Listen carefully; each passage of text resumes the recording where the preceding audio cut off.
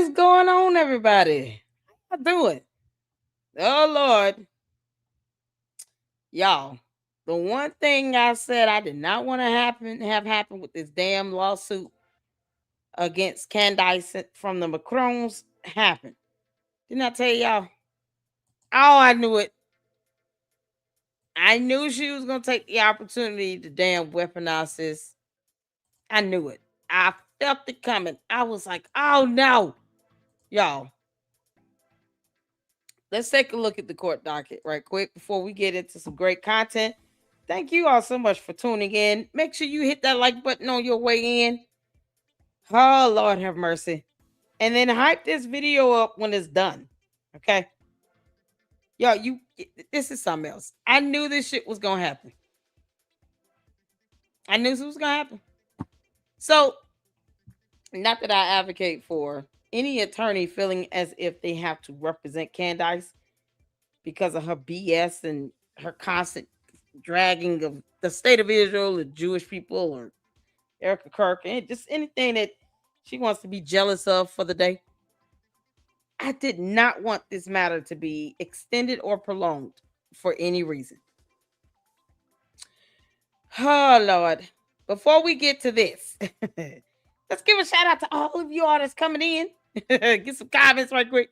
Don't stop. What's going on? It seems as if Candace is out of the country with her family, and Nick F is out of the country also. Nick F. Is that the Fuentes one? Child, he said he was gonna drag Candace and he did nothing. Can't make this up. Oh Lord have mercy. Candace, you trying to flee the country. Well, I mean, once we go over this case, you know, she don't have any motivation to come back next week. Dana Hawk said they're running scared. I hope they get canceled enough for the live. CC said, I almost forgot about the time. It's all good. Francisca, shout out to you. Y'all hit that like button coming in. Shout out to my mod. Shout out to all of you all. Don't stop Dana, CC. I see you all up in here. What's going on, Mindy? How you doing? Poetry Princess. Thank God it's Friday. Everybody speak to everybody. Gigi up in here. Oh, how you doing, honey? I'm doing okay. How y'all doing? How y'all doing? Y'all good? It is something else. Saint going. What's going on? Shout out to my moms, y'all. Oh man, this is crazy. This dumb heifer. What's the SPL? What's going on with the SPLC, y'all? I haven't really paid attention to all that's happening, and y'all know I get 1,000 emails and stuff to watch. We're gonna, you know, have our Candace marathon tomorrow as well. But I had to start with this. Ugh, Candace, you dumb coward. Are you going to tell your cult that you are avoiding court at all costs? I'm wondering if she knew that if she kept railing in on, you know, Jews or Jewish persons or the state of Israel, at some point her attorneys would quit and then would more than likely set her up to try to get a continuation. And now I'm wondering if she planned this shit because she doesn't want to go to court. And she's out the country traveling. How convenient. Funny thing is, even if she had the money to just up and go, she knew she had court next week. But I don't try to see what's happening now. So we're in the docket. Case ID number N is in Nancy, 25C is in Candace, -07-194. Y'all see the status here? Case scheduling order. Look what the hell's going on. The motion to dismiss hearing has been rescheduled and continued to June 22nd at 1 p.m. Eastern Standard Time. So the hearing will not be next week on Tuesday. It is June 22nd at 1 p.m. Eastern Standard Time. All this whole thing did was gave Candace time to delay this damn hearing. Why would she want to do that, you ask? Who knows? Because if she felt as if She had some form of defense, even on the grounds of jurisdiction. Why would she not want this case to proceed forward next week? Why even agree to a reschedule, a continuation? This is absolutely insane. So now that the hearing, she's got what, an extra month, 2 months now? June 22nd? Yeah, that's about 2 months. Let's go down and see what's going on in the activity here. This is some bullshit. Candace does not want to get to the discovery phase. Nothing she's doing is an indication that she wants to get to the discovery phase at all. But the cult members, the candy asses, will swear, oh no, she wants to go to discovery phase. Does she? What, file a motion to dismiss? Because that's not necessary. It's not a requirement. It's just an option, but it wasn't a requirement. She could have did an answer and kept living. Nope. This girl does not want to go to court. And I'm starting to believe that she did everything she could to piss off her attorneys just so they can withdraw, just so she can buy herself some time. Because otherwise, this is absolutely ridiculous. And I think, she may have gotten intimidated seeing that the Macron's attorney, their legal team, just exponentially grew by 5 people. Oh, man. Adding on those 5 people must have scared the hell out of her. I don't think her attorneys were ever really shaken up like that. They don't really have a great defense either. But now you pissed them off and you have to get new attorneys. And the exact thing I said, I hope the judge denies, exactly what happened.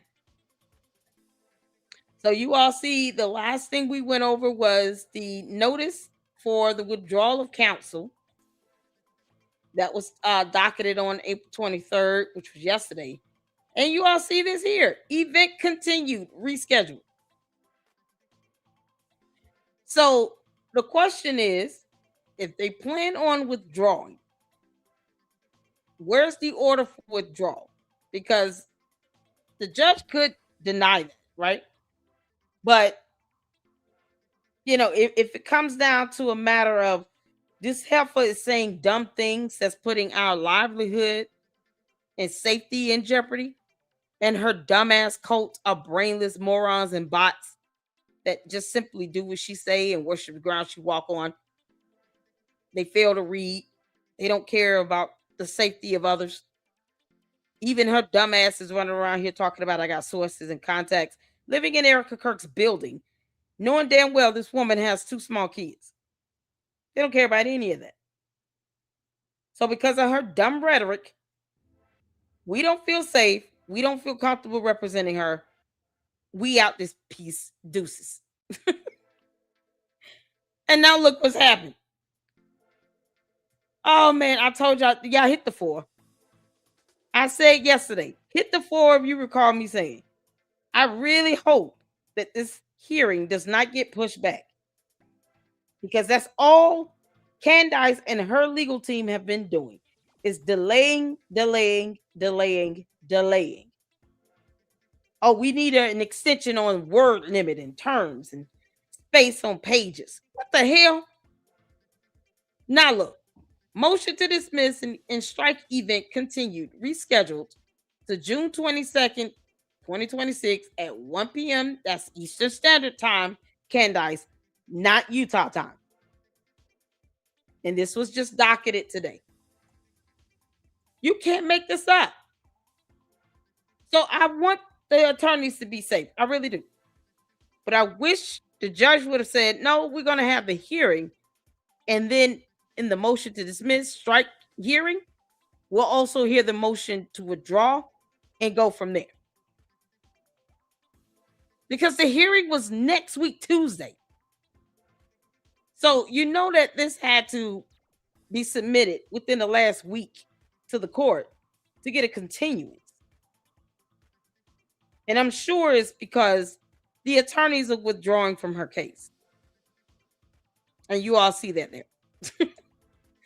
As opposed to the candy ass that said, okay, let's not make this worse. No, they keep doubling down with their dumb shit and letting Erica Kirk live rent free in their heads. And now it's trickled over to her legal team, who've now given her more time for a hearing where they still don't have a point to prove. I mean, really. The defense was weak either way. So hopefully any other attorney that she tries to hire will tell her flat out, in order for me to represent you, because this is a civil matter, therefore it's my choice, you're gonna have to think about a settlement. We're not gonna go through all that with you. You need to think about a settlement. She out here traveling the country and the world and all this other stuff, but then cry on her YouTube channel about they're trying to bankrupt me. You can afford to travel? I thought you were broke as hell, and I thought Candace was broke as hell, crying about attorney's fees and all this stuff. And yet you keep asking for continuances and delaying this hearing. I thought she wanted to get to the discovery phase. Maybe not. Candace, we all know you don't want to go to court. That's not hard to see. Y'all, this is unbelievable. This is unfreaking believable. Oh, child. What's going on, y'all? See new people coming on in here. Y'all make sure y'all hit that like button. So Candace's updated court hearing is June 22nd at 1 p.m. Eastern Standard Time. Can't make this up. Hey, Juju, how you doing? I see you up in here. Hope everybody's well. Did I get you, Mindy? I hope not. I hope I didn't forget you, honey. Mama Sage, what's going on? Yeah, somebody asked me if I read all my comments. It depends on how fast the chat moving. What's going on, Sifa? Did you see Candace Owens and now CK Fuentes are both in Italy right now? Yeah, that's what I'm saying. I haven't seen the post, but they're out here traveling. And they got money to do that, but she's begging her cult members for attorney's fees. And all this time, they've been helping her pay her attorneys who are Jewish while she attacks Jews in Israel. Go figure. That karma something else. Candace, this is absolutely ridiculous. What's going on, Dorian? How you doing? What's happening? Hope all is well. Y'all, we made it to Friday. Thank God. People's up in here. What's going on? Let's see here. Bella up in here. What's happening? How you doing? How you doing? Everybody speak to everybody. Colleen up in here. Y'all, this is crazy. Oh Lord. So another 2 months we gotta wait for this heifer to, figure out what the hell she gonna lie and say to the court. I just want you to lie under oath, Candace. I'm not even telling you not to lie. I'm just saying, if you're going to lie, wait till you get placed on the oath. Hey, why don't you take the stand and, answer questions in your defense? Oh, man. All right, so we're here on X.com. And the White Walker here have been traveling overseas all day. So sorry if I'm late reacting, but this is a ridiculous trend. But this is a ridiculous trend that should be edited. I did not trade racial slurs with Laura Loomer, Trump's top advisor. Is she Trump's top advisor? She is manic and throwing racial slurs, and I've been laughing at her. Thank you for your attention to this matter. What you mean? Girl, look at me. Girl, you got court Tuesday. Have your ass in court. And then they get a continuance. So she throws out slurs and laughs at, Charlie Kirk's assassination and weaponizes it for money. Somehow that's not as bad as her being called nappy-headed. And you know what's so crazy? It's this concept that we can't hold people accountable if they're in our same race. Simply because I'm a black woman, she's a black woman, I should not hold her accountable. The F you mean? She don't pay my bills. I keep telling the candy ass cult members, I don't owe your dumbass cult leader a damn thing. And I don't care how the candy asses feel. They enter my chat at their own peril. So she got money to travel the world, but she is begging for attorney's fees, wanting her cult members, because they're dumb enough to do it, to keep buying her merch, her books, paying for her book club, so that she can put money towards now more attorneys to basically reset a case, which is going to cost more money, where she claimed that she wanted to go to the discovery phase. How is that trying to get her to the discovery phase? She's avoiding going to the first hearing on her motion to dismiss. And yet the candy asses went around here talking about, oh, attorneys cost so much money. They take so much money and blah, blah, blah. But that's exactly what she's doing. She's got to pay for these attorneys. Now you have another 2 months before you get the first hearing on this lawsuit because they're stalling. Candace is stalling, where she's got to pay 2 additional months of attorney's fees just to get to the motion to dismiss. And the candy asses are going to give up their mortgage and rent money to make sure that Candace's attorneys are paid for. Because they're idiots. As opposed to them telling her, look, why don't you just go ahead and go to court so we can get to the discovery phase? I thought that was the goal. But they hypocritical lying asses. I thought the goal was, let's get to the discovery phase. What do you mean? Why are you pushing this back? What more needs to be said and done? Can't you just go to court and represent yourself? Because you're so smart. Candace, your co-members say you're smart enough to do it on your own. Yeah, you don't need no attorney. Go to court, Candace. Go represent yourself. They think she's Jesus. So, she could go in there and represent herself pro se. Why does she need attorneys? This is a civil matter. This is not a criminal court case. Candace, why don't you go represent yourself? You said you know the law. You said you're a better CIA investigator than anybody else. I can't believe the feds are, investigating Charlie Kirk's assassination. I'm the best one of all. So why not go and represent yourself in the court of law for a civil matter? Why not go be pro se? Why don't you just go to court? You don't need attorneys. Go ahead and represent yourself. I want to hear Candace's legal argument on why she think the court should dismiss that lawsuit against her. Oh man, y'all, this is crazy, man. What's going on, John? What's going on, Cheryl? Cheryl says the attorney's quitting and filed for continuous was a tactic. Can you imagine a whole world leader suing you? OMG. I know, right? Y'all hit that like button. Yeah, let's not play around with that. Hit the damn like button. 2 more months. Oh, crap. I know, right? What's going on? Thank you so much, March on, for the $20 super. Hey, Miss Lady Luck. Good to see you in the Luxers. Her attorneys got to know that there's plenty of footage of Candace defaming Miss Macron. And guess what else, March on? She actually admitted it in a video as well as on X in a post. She said, I defamed them. I just did it in Tennessee. Oh, good grief. It was so stupid. Candace. Oh, Candace is an idiot. So, that's the best part about this is that she actually admitted to defaming them. Plus, all the doubling down shows malice intent. Because, you're not going to keep making a mistake 16 times in a row, right? If you're not doubling down, what you're not doing is saying, I'm not apologizing. And I mean what I say. You're not going to say that if you're not doubling down. That's the epitome of it. And let's not forget the Macron lawsuit has a jury trial demand. So it will be a jury trial. But I don't understand why the Macron's attorney agreed to this continuance.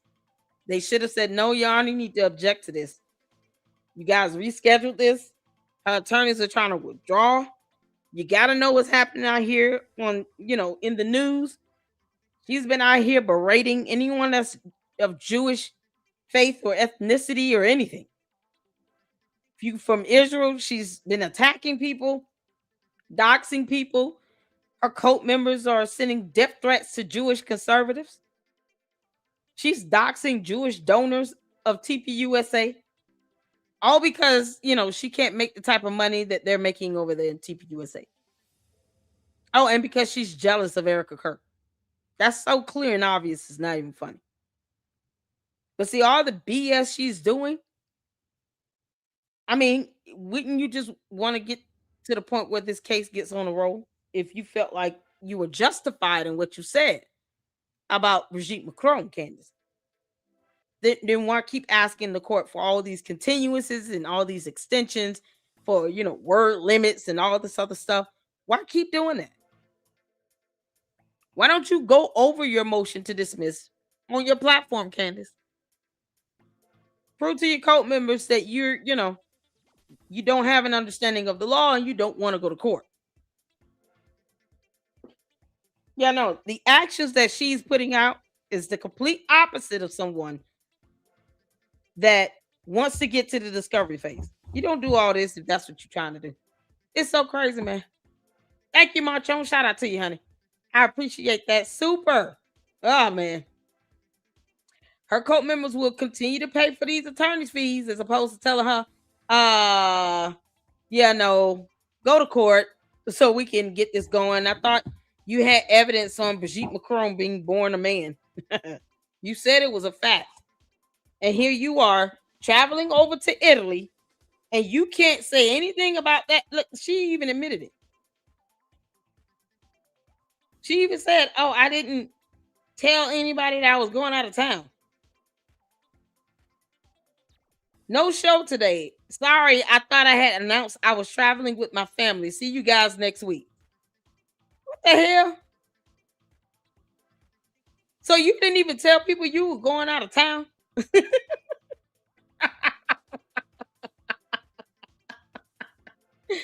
Oh, bye, Felicia. Oh, man. This is something else. She up here talking about UGA, TP. Oh, God. Girl.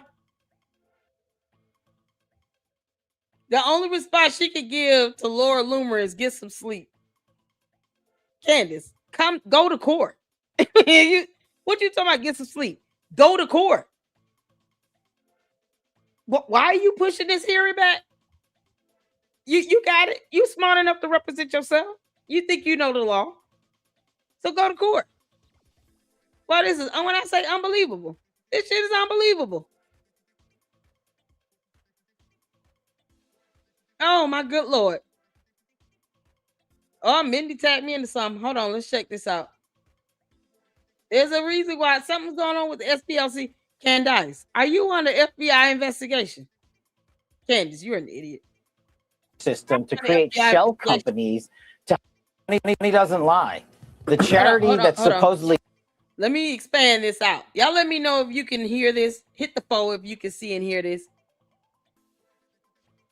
Candace, are you being paid by the SPLC? You know, the Southern Poverty Law Center? It's mighty ironic how you fled to Italy and you knew, let's say you did not have a continuance. You still would have had court next week, Tuesday. You could just pack up like that. So you balling like that, where you could just pack up and go to Italy. Dear Macron's attorneys, Candace Owens has enough money to be able to just on the whim pack up and go to Italy. International travel for her, 4 kids, George, and God knows whatever team she has. You know she's taking a nanny with her because she doesn't. Child, please. It's like she ain't even stunned her kids. You would not sit here and obsess over someone's death for 8 months if you actually proclaim to be a good parent. You know how much time and energy she's taking away from her kids on this weaponized Charlie Kirk's assassination? You can't make this up. All right, y'all, let's hear the FBI director who can't seem to open up an investigation on Candace's doxing and threatening behavior. Yeah, let's see what he has to say about this. He doesn't lie. The charity that supposedly fought the Klan funded the Klan. The charity that supposedly fought Nazis funded neo-Nazis. The Southern Poverty Law Center ran a methodical, calculated scheme to defraud their donor base of $3 million and lied to them and used an illicit banking structure system to create shell companies to hide their money and who it was being sent to, specifically for the reason to sow discord and hate into our society. This is the ultimate definition of hypocrisy. And if you look at the indictment produced by the Department of Justice and the FBI, you will see that these banking institutions tie directly the funding mechanisms in which the Southern Poverty Law Center used to fund at least 8 hate groups they supposedly wanted to take out, but they were paying the very villains of our society they supposedly wanted to protect us from. That's the ultimate hypocrisy. And he doesn't lie. Wait a minute, did he name Candace? And used an illicit banking structure system to create shell companies to hide their money and who it was being. Candace, isn't that what you do with your LLCs? How you open up all these random LLCs, you get your cousins and your buddies, George's best friends, boyfriends, to sit here and be the principal registered agent, find an attorney to put it under, and then you move money through those LLCs. Isn't that what you do? Yeah, it's what you do. Because it's what you did when you had Blexit. When Parler Inc. was a thing, George did the same thing. So you're using your LLCs as bank accounts, Candace. Because that's what you're doing. Sent to specifically for the reason to sow discord and hate into our society. Lord have mercy. Candace. And she had nothing to say about this, I imagine. Child. This is absolutely insane. Okay, y'all, we're going to switch over. Because CFA sent me this video done by Ben Shapiro. Then we'll get to the content I've been trying to get to this week. I am going to get to it. I think the timestamp was at, what did you say? So Kaj Patel could get on it with SPLC. When is he going to go after Candace for doxing people? When is that going to happen? Child, you can't make this stuff up. Candace, you're going to get your ass caught up. Yeah, boy, you think that lawsuit from the Macrons or something. Once you get into the FBI crosshairs, that's pretty much it. You stay there. And y'all know Nick Fuentes is one of those types where he's going to rat you out if he can. He does not want to go to prison. So, Candace, while you out there hanging out with Nick Fuentes, if that's what you're doing, yeah, your ass go catch it. Because he's not going to sit here and take up for you. He'll throw you underneath the bus. He said that he was going to go drag her on the internet and do an investigation on her. And then he did nothing. That's some clown stuff. God. So this is at CIFA's request for us to check out Ben Shapiro's speech he did at UPenn. Let's see here. You gave me the timestamp. She doesn't say it. She's taking more than one nanny. She doesn't know how to take care of her kids. Exactly. Miles said Laura's not an official advisor. That's why I don't understand why she keeps saying it. It Candace. You know that's not an insult for somebody to be called a president's top advisor. You're not really being insulting with that. I mean, if Laura Loomer wanted to flip that around, she could. How's that an insult? You don't have to like what he's doing, but the idea that anyone is a top advisor to a president, how's that a bad thing? That means that Laura Loomer has the ear of the president and Candace does not. Candace, aren't you the one that sent Trump that letter when you lied about the Macrons putting out an assassination hit on you? Or said that somebody called you, some high-ranking official in the French federal government called you and said that transactions are being made through Club de Sant for your assassination. Didn't you say that? You also told Trump that. What did he do again? Y'all, he probably looked at that letter on his desk and said, what the hell is this junk mail? He was like, oh, this came from Candace Owens? Why? Why is she sending me this? Why didn't she send this to the FBI? Oh, okay, so she's not taking this seriously either. Oh, she went to Dollywood. Oh, okay, no, hell no. I'm not stunning her. Candace, you can't get the attention of the president. And that's what you're really mad about. You want him to do something for you. And he doesn't owe you that. You couldn't even file a formal complaint to the feds about your so-called assassination attempt lie. How are you going to claim that a whole country president, a totally different country's president, is coming for you when they just want to sue you and you don't even want to go to court? Go figure. Candace does not even want to go to court. She doesn't even want to go to court for a civil matter. So how y'all think she's going to handle the concept that she could be connected to an FBI investigation? That girl is going to lose her damn mind. Candace, we're here for it. All right, y'all. We're going to check this out. I got the timestamps. I think the length of time on this is about 14 minutes, right, Sifa? So y'all hit the 4 where you can see in here. Let's go. Ben Shapiro.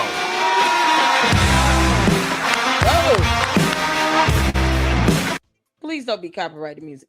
Of our friend Charlie Kirk. And so I want to thank you all for coming out and being a part of it. It's really special. Thanks also, obviously, to the Adam Smith Society, to Young America's Foundation, and thanks to the Things That Matter lecture series for making this event possible. It's wonderful to be here at University of Pennsylvania, a place that now apparently recognizes that calls for genocide against Jews are bad. So congrats on that, UPenn. I don't know, man. It took a little while to get there, but eventually you got there. So congrats. Late last week, the president of the United States ripped into pseudo-conservative commentators Tucker Carlson, Candace Owens, Megyn Kelly, and Alex Jones. He did so by calling them low IQ. Now, of course, the president has dropped this descriptor just a few times in the past. In this particular instance, he is not wrong.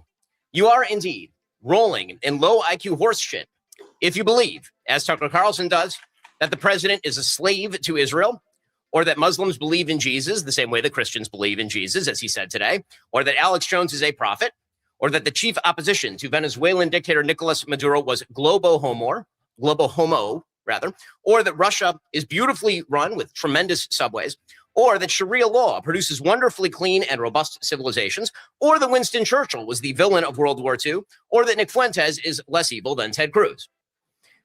You are indeed wallowing in low IQ slop if you promote, as Candace Owens does, the conspiratorial trash that Erica Kirk and TPUSA and the Israeli government and Josh Hammer and everyone who isn't Tyler Robinson was involved in the murder of Charlie Kirk. And that you know this because Charlie came to you in a dream. Or that Frankists are in control of America's foreign policy and also engage in ritual murder of Christians, by this she means Jews, or that Israel was founded as a haven for pedophiles, or that Brigitte Macron has testicles. I have no basis on which to assess the latter matter.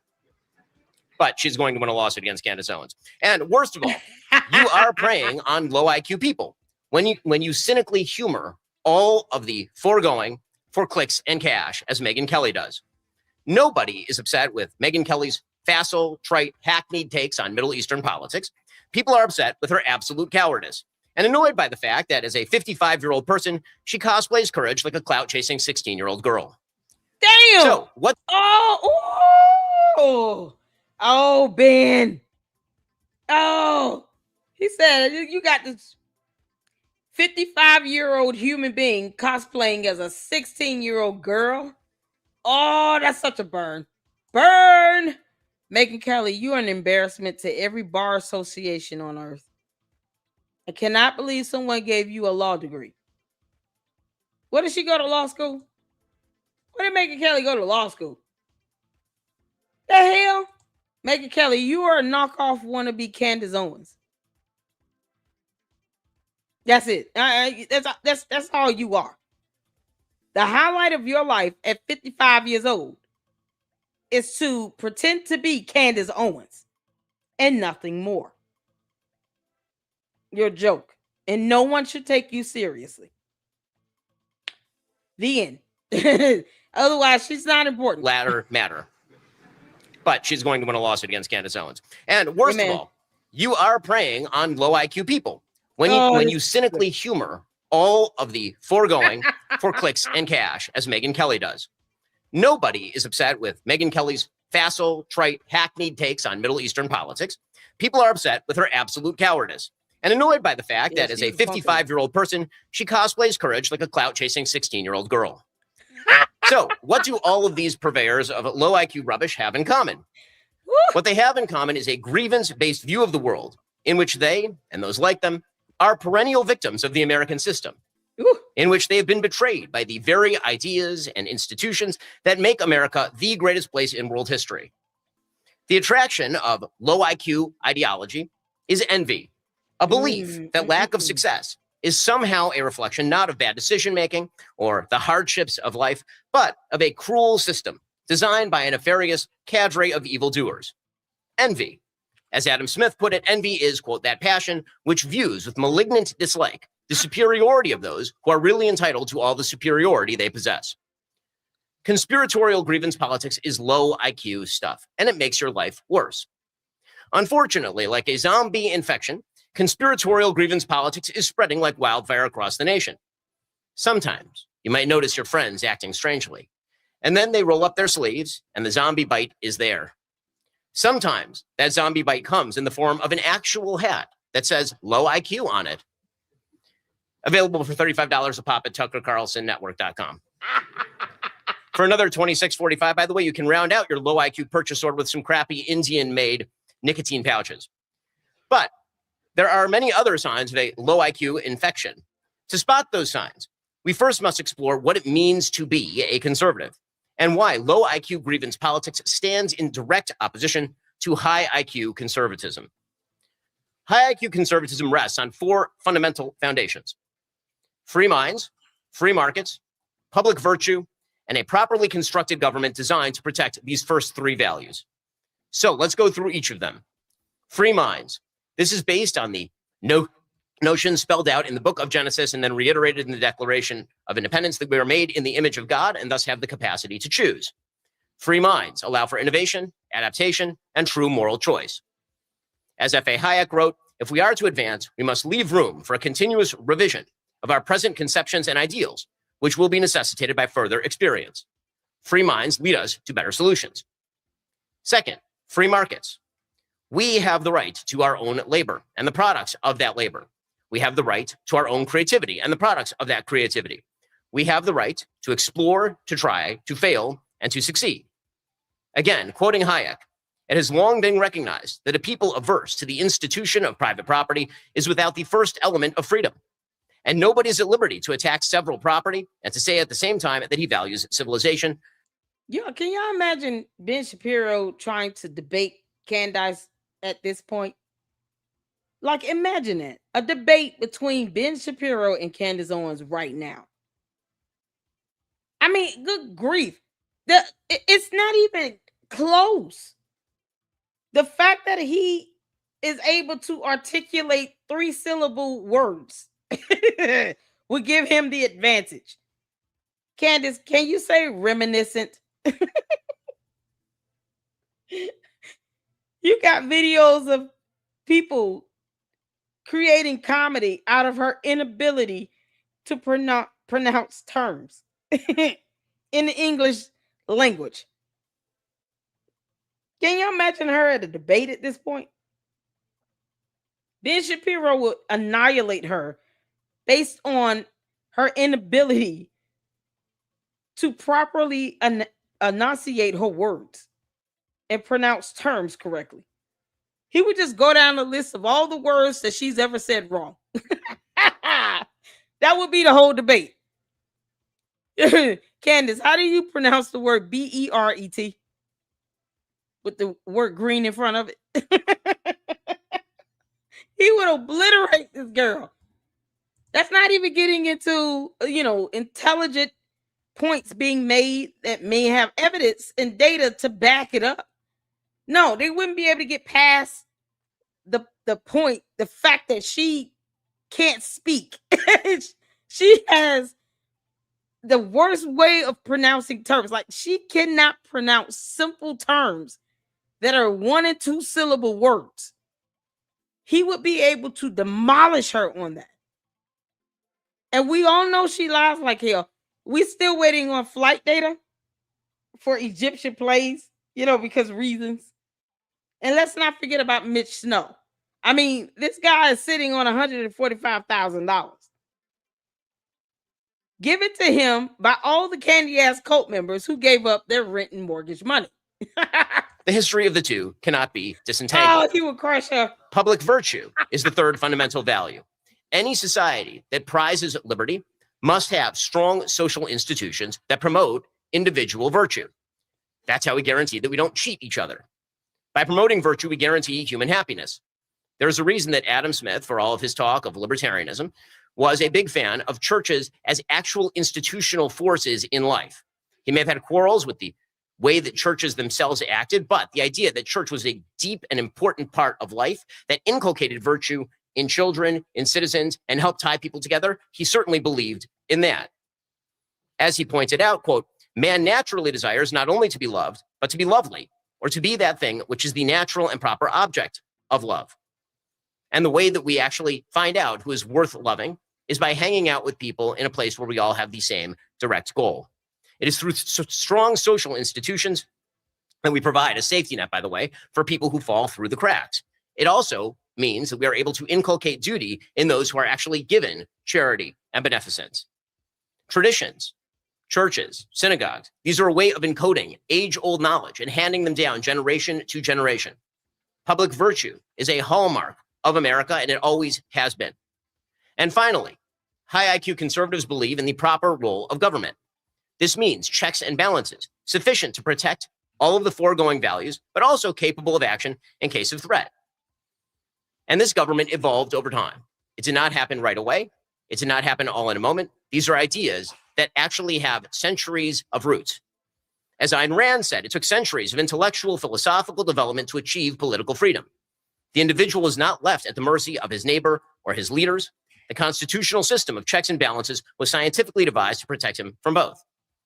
And it's not enough that we have a workable constitutional order in which checks and balances prevent any one branch of government from usurping our liberties. We must also have the capacity for collective defense. We must also have the ability to project power in the world, because the world is a jungle. It is not, in fact, a family of nations. It is a difficult and chaotic place in which the vacuum is filled by the strongest, and weakness will always be exploited. This is why Abraham Lincoln said in 1864 to the soldiers of the 166th Ohio Regiment, quote, it is not merely for today, but for all time to come, that we should perpetuate for our children's children this great and free government which we have enjoyed all our lives. I beg you to remember this, not merely for my sake, but for yours. The nation is worth fighting for, to secure such an inestimable jewel. Now, high IQ conservative. Yo, this man is quoting Abraham Lincoln. Candace, spell Abraham.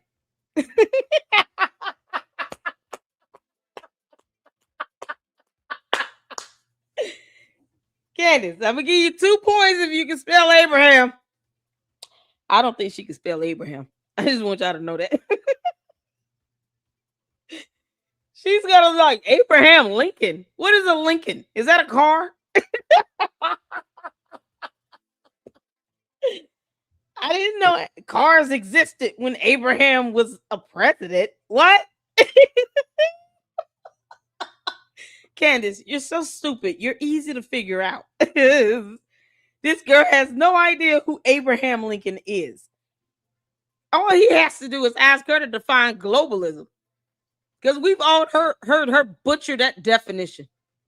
She does not know the difference between globalism and nationalism at all. We literally saw a video of her being in the UK. This is at the time she was working with TPUSA. Sitting next to Charlie Kirk, trying to explain globalism versus nationalism, and then talked about the UK having low birth rates. Can you believe it?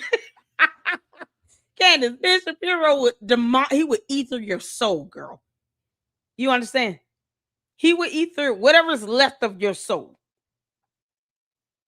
Careful, Ben. I don't think aliens have souls. How's Grimace Yeasty doing out there, Candace? Is he having fun in Italy? Has a lot of play in the joints. If you have a few core values, sometimes these values come into conflict with one another. Oh, good Lord. And we have great discussions and debates over how these values should manifest themselves in terms of public policy. So just to take an easy example, should the value of free markets outweigh the value of public virtue when it comes to, say, drug legalization? These are very open debates inside high IQ conservative circles. And very often they come down to questions of pragmatism and efficacy and questions of rights versus duties. How do we balance the necessities of free minds and collective defense in times of war or subversion? Again, these are age-old questions, and conservatives slug them out. High IQ conservatism, because it is a set of values, doesn't foreclose arguments. It provides a basis for sound argumentation. But low IQ ideology rejects all of these central principles. Low IQ ideology says that free minds are themselves a lie, that we are all victims of a sort of Marxist false consciousness implanted in us by nefarious outside forces. You may think you support the war in Iran, but actually that idea has just been implanted in you by Mark Levin or Barry Weiss or me. You don't actually think what you think. You have been propagandized into thinking what you think. You think that you might be in favor of qualified immigrants who add to American life, joining the American bargain. Well, you're being trained that way by Elon Musk, who's lying to you and propagandizing you. You don't actually think what you think. You are a creation of systems. And again, the system is to blame and must be torn to the ground. You think America is prosperous and free? That's because you've been indoctrinated by your teachers and your parents and your moral influences to believe that. You believe that free markets are actually a good thing? That's just because you have suffered under the predations of capitalism for so long. False consciousness is the rule of the low IQ, not the idea of free minds. Low IQ grievance ideology says that free markets in particular are a boondoggle. They're a grift. Yes, despite the fact that free markets have generated more prosperity than any economic system in all of human history, all put together by leaps and bounds, the low IQ movement has declared in true Marxist style that free markets rob us of our heritage, of our identity. They rob us of our souls. They pretend that somehow centralized government and higher rates of poverty are somehow going to fill back in our souls. But the idea is that capitalism is to blame. Low IQ grievance ideology also argues that public virtue is a sham. The church that your parents sent you to, well, it's probably fundamentally broken. Either on the one hand, it's cucked or it's intolerant. The people that we really need to emulate in the view of the low IQ grievance group are true heroes, like alleged rapist Andrew Tate, or role models like Clavicular,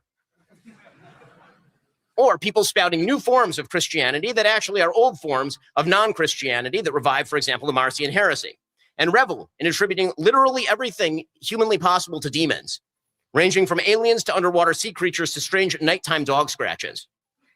And finally, low IQ grievance ideology says that the Constitution is a shattered vessel, that our democracy is in fact fake, that we live in a Potemkin republic, that what we really need is a strong, centralized leader to wash away the flaws of our lives in a purifying tsunami of top-down tyrannical control. High IQ conservatism is rooted in evidence and tradition. It is rooted in basic principle and truth. It is rooted in both freedom and virtue. Low IQ grievance politics is rooted in opposition to all of those things. But it is fair to say that low IQ grievance politics seems to be increasingly winning the day. Why? Well, because envy lives in every single human heart. And the moment it finds justification and people willing to give it air, it seeks to exploit that. Every person has to fight the low IQ person inside them. We all have this part of us that wakes up in the morning and has to make the decision whether to go out and forge forth and take control of our lives and our destinies and make good decisions and look in the mirror when we have a problem, or whether we choose to tear down all of the systems that we have been given. High IQ conservatism does have the antidote to this, however. And that antidote is very simple: gratitude. Gratitude for that which we have been given. High IQ conservatism will win the day when Americans recognize the inestimable bounty that we've been given. A unique country in human history that values free minds and free markets and public virtue and a government capable of defending those values and virtues from both foreign threats and from its own overreach. The reality is that we will have a high IQ country again when we recognize that we stand on the shoulders of our parents and our grandparents, when we stand on the foundations of things that came before us, and when we realize that you can't chip away at the foundations of a republic without collapsing the entire structure. And that requires us to understand that, sure, we have to make America great again, but we also have to understand what it was that made America great in the first place. When we celebrate again the magic that is America and the hope of America, then America really will be great again. And until then, we have to fight the crazies. Thanks so much. Happy to take your questions.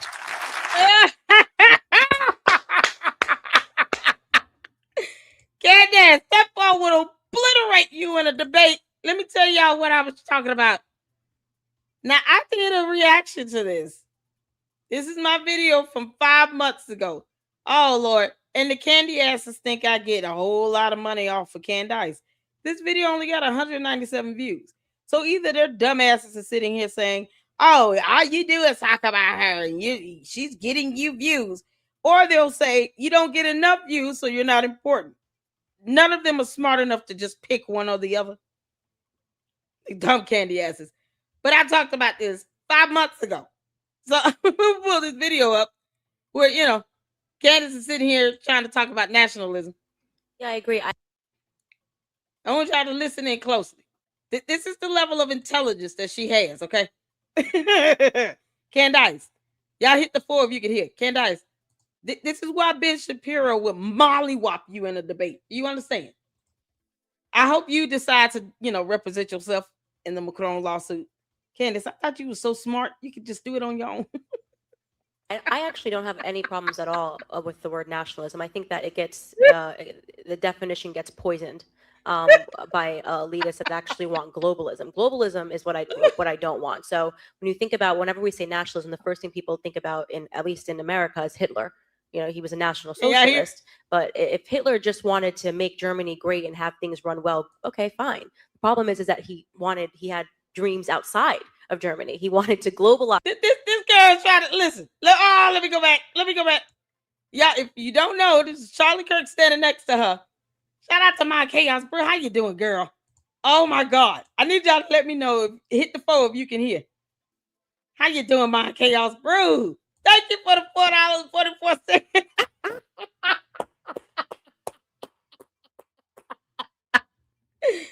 Oh, thank you for that $4.44 soup. I appreciate that, girl. Thank you so much, girl. Oh my God. Let's play that again. Because I'm not trying to convince the candy asses that their cult leader is stupid. I'll just let her do the talking. Yeah, I agree. I actually don't have any problems at all with the word nationalism. I think that it gets, Really? the definition gets poisoned by elitists that actually want globalism. Globalism is what I don't want. So when you think about, whenever we say nationalism, the first thing people think about, at least in America, is Hitler. He was a National Socialist. But if Hitler just wanted to make Germany great and have things run. Yeah, of all the examples, why this one? Of all the people she could have named, why did she use Hitler as an example? Why? As if he's the only world leader that has ever existed. Or the only leader that existed that thought he was a global leader. Because that was his goal, was to take over the world. Okay. Well, okay, fine. The problem is that he had dreams outside of Germany. He wanted to globalize. He wanted everybody to be German, everybody to be speaking German, everybody to look a different way. That's not, to me, that's not nationalism. So in thinking about how we could go bad down the line, I don't really have an issue with nationalism. I really don't. I think that it's okay. It's important to retain your country's identity and to make sure that what's happening here, which I think is incredibly worrisome in terms of the decrease in the birth rate that we're seeing. How do we get to birth rate? Is that why you and George had 4 damn kids? How did we get on the topic of birth rate? She was supposed to be talking about globalism versus nationalism. This girl is bringing up, talking about is worrisome. Why do we care about the birth rates in the UK? Francisca, are you all's birth rates low there in the UK? And let me ask this before I say it. Should we be concerned and worried about the low birth rates in the UK? I mean, if we got to be worried about it, fine. Make more babies. I didn't know that was a problem. Because, reasons. This is Candace's response. The candy ass's dear cult leader, and her trying to talk about the difference between globalism and nationalism when she could have simply given the definition of those terms and then went and sat down and had several seats. No. She wants to sit here and to try to go deeper into this explanation and uses Hitler as an example. Because the Candy Ass cult members obviously have no problem with Hitler. Okay, what you saying, Candace? He had dreams outside of Germany. He wanted to globalize. He wanted everybody to be German, everybody to be speaking German, everybody to look a different way. That's not, to me, that's not nationalism. So in thinking about how we could go bad down the line, I don't really have an issue with nationalism. I really don't. I think that it's okay. It's important to retain your country's identity and to make sure that what's happening here, which I think is incredibly worrisome in terms of the decrease in the birth rate. Worrisome was the most difficult word that she used this entire time. Because the rest of the words that she's using, she doesn't understand the definition or the concept of it. She could have literally just looked up globalism and nationalism. Oh, it's too much like right. That involves reading. That we're seeing in the UK is what you kind of want to avoid. So I don't have anything problem. I have no problems with nationalism. You want to avoid what? That I try to avoid. She's trying to avoid globalism. How?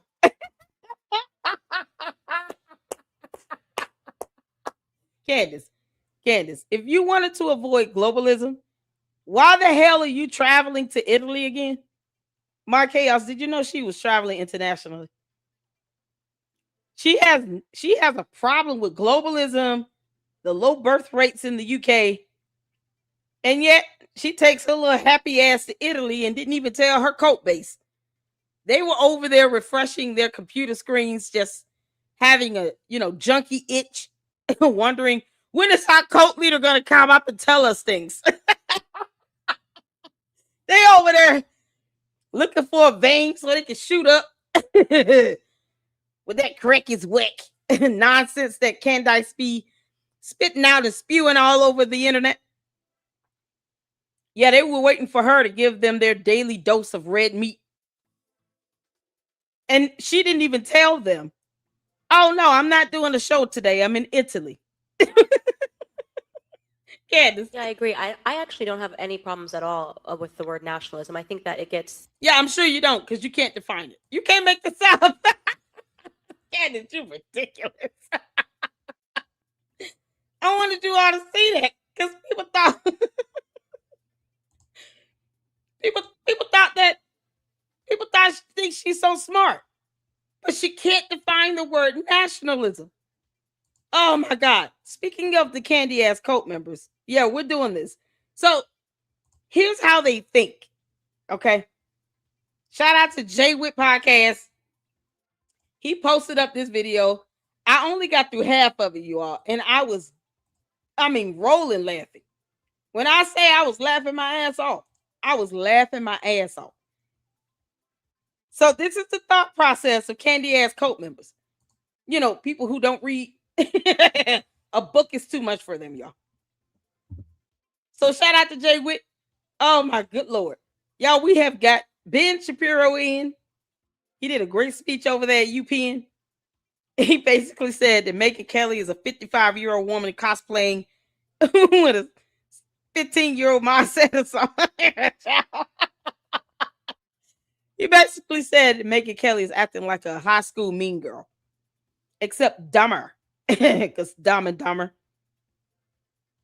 All she is a wannabe Candace Owens, except dumber. Candace is a narcissist. She has to be the smartest person in the room. So what does that say about everybody in her inner circle? It speaks volumes. They all have to be dumber than she is. That's the only way this goes. Cult leaders is like, listen, there's only one cult leader. The rest of you all are my peasants. I'm a queen up in here. Y'all just my peasants. Let them eat cake. Candace, who said that? Can you name the person that said let them eat cake? We'll wait, because she didn't nail it the first time at all. So let's dive into the mind of a candy ass cult member and listen to how they try to sit here and rationalize the stupidity that is Candace Owens. Let's get to it. Hit the forward where you can see in here. Let's go. I just explained to you what what do you mean? I understand that's an alternative. I understand you have an alternative theory. These planes operating this way. So what's the evidence? What's the evidence at certain times? What's the evidence that this plane, that any of these contractors who were dropped off? Hold on. You would like to debate? Hila said, is it Hila? Hila Lu? What is it? Lalu card or something like that? Whatever it is. Said, I would love to debate on certain topics. Certain? So there's a limitation? Okay. Instead of name calling, Candace is a dumbass. That's how I feel about it. No one dictates what I say on my platform. I want to be clear on that. Can you name some things you don't agree with? Candace said that she obtained 2 degrees, one in journalism and one in English. And yet, she said that she dropped out of college after her 3rd year. Can you provide evidence of these 2 degrees that Candace herself stated that she obtained right now? Can you email me those degrees? Can you email me the evidence of those 2 degrees that she said she earned because Piers Morgan embarrassed the hell out of her, rightfully so, and said she's not an investigative journalist, to which she's not. So she said, I have 2 degrees. I went back to school, got 2 degrees, one in journalism, one in English. Can you provide me the evidence right now? Email me laterluckclubllc@yahoo.com. I'm not even going to wait for that one. Email me. I want to see that evidence right now. Where's the evidence of your cult leader having 2 degrees? Produce that right now. It's not even a debate on that one. Just show me the evidence. Prove us wrong where she obtained 2 degrees in journalism and English by presenting the evidence that she obtained 2 degrees in journalism and in English. Please do not make me have to break down the definition of the word evidence. It's not going to be based on what you think, contrary to popular belief. I want to see the evidence right now. Email me that. Where is the evidence of her 2 degrees? Because that's something she's lied about twice. And who in the world would lie on having 2 degrees? Why would she need to lie about that? So where's the evidence? Because the cult members don't want to even go to her and say, can you just post up the evidence of these 2 degrees? Or else, why put it out there? Either you're going to have to admit she lied or you're going to produce to me the evidence. There's no gray area with that. Produce that evidence or she lied. And you're going to have to say she lied. That's it. No debate. Went and killed Kirk. What is it? What's your best piece of correlating evidence? What's your best piece of evidence for this? What is it? You want me to basically provide you with the video proof that these contractors got off? Any proof? And walked any proof? And were there and involved? Any proof? Any? Do you have any? Andrew, I just any proof? Do you have any proof? I just explained to you the argument. No. Arguments is not proof. Those are 2 different terms with 2 different definitions. See, you can't have a debate with someone when they don't understand definitions of terms. I believe that it's definitions of terms that people are having a problem with, said Cat Williams. Yeah, he was on point when he said that on the Shannon Sharp podcast. He said, I believe that is the definitions of terms that people aren't able to understand. Yeah, it's definitely that. Your argument is not the same as evidence because you can just say some bullshit, but it's not factually based. Like, we're not willing to go to some alternate reality where you think your argument is true and factually based with no evidence. That's not how facts work. Where's the evidence of her 2 degrees? She lied. She said twice, I have 2 degrees. One in journalism, one in English. Don't make me pull the videos. She lied. That's what I want to see. You know why? Because that's what she did. See, you can sit here and worship the ground Candace walk on all day. I don't owe her that. I owe her nothing. Not one damn thing. Candace knows that. Candace, you're still bad at this, you moron. But why would she lie about something simple? So if she lied about having 2 degrees, then why is it implausible that she lied about many other things on a greater scale? Because you would think at the very least someone that's as narcissistic as she is would be proud of their education and would not need to lie about having 2 degrees. But if she lies about that, why do you think that I'm inclined to believe anything else she says, where she has produced 0 evidence?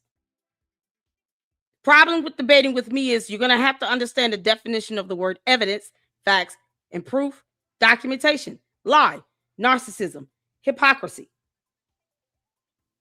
You got to understand those terms. We all have to agree on the definitions and the concepts of those terms. Otherwise, in your world, a liar is not really a liar based on how it's defined to be. And I'm not willing to go there. It'd be a waste of mental energy. So she lied about having 2 degrees. She lied. So that means she could have lied about a whole lot more, especially on things that can be easily debunked. So getting to the point about her having sources and contacts that live in Erica Kirk's building. Why? Why does she feel the need to have sources and contacts that reside in Erica Kirk's building?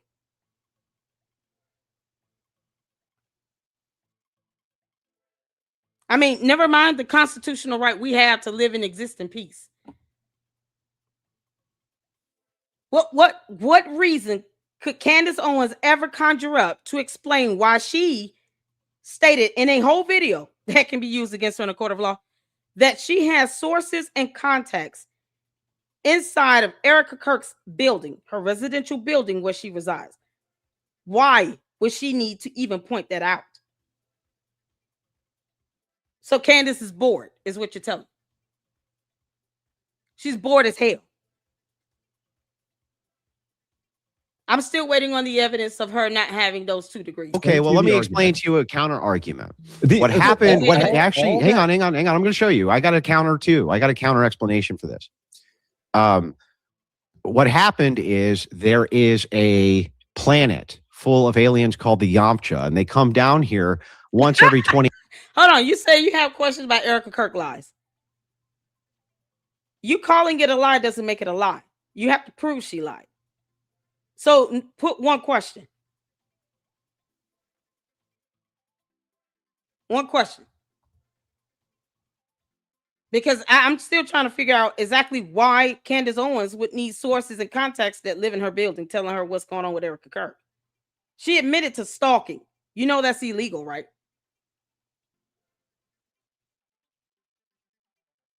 That's illegal. No, a source isn't just a person. Why would she need to just have a source coming to her about anything going on in Erica Kirk's building? If a source is there to give her information about something, not that it's limited to a journalist, but if that be the case, why? What type of information could this person be giving to Candace Owens about Erica Kirk in her residential building, where she has the right to live and exist in peace? What kind of information could she possibly want from that?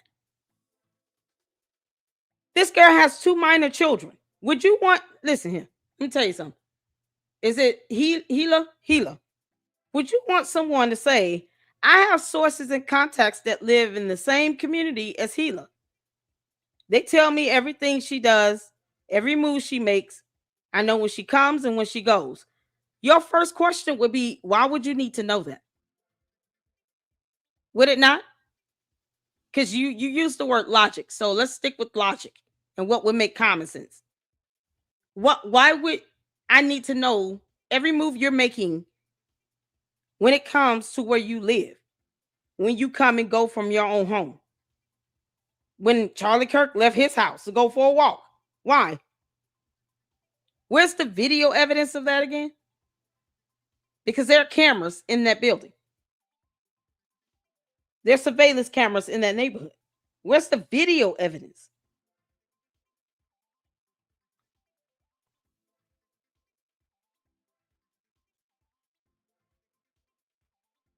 What do you mean? Charlie had a right to live in peace? Who said he didn't? I'm asking you, why would Candace Owens need to say, because you're not answering any question, why would Candace Owens need to say that she has sources and contacts that live in Erica Kirk's building?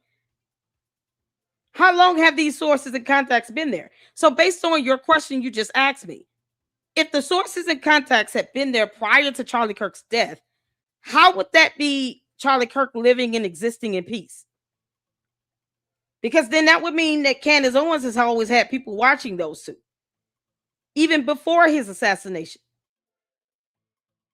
Because you don't know how long she's had these so-called sources and contacts either. The question is, why does she need sources and contacts that live in this woman's building? Why would anyone need to report to Candace Owens what the hell Erica Kirk is doing from her home? You know what's so funny? If she was committing a crime, why wouldn't they just call 911? If Erica Kirk did anything illegal and anyone in that building witnessed Erica Kirk committing a crime, why wouldn't they call 911 as opposed to Candace Owens? Because Candace Owens is not a police officer. And what the hell is she going to do from Tennessee? Why would Candace Owens need any information about Erica Kirk from any source or contact that lives in her building?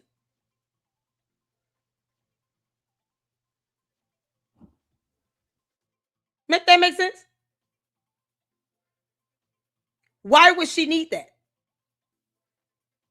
Why would she need, didn't I just say what the information is? Why would she need that information about what Erica Kirk is doing in her building? Why?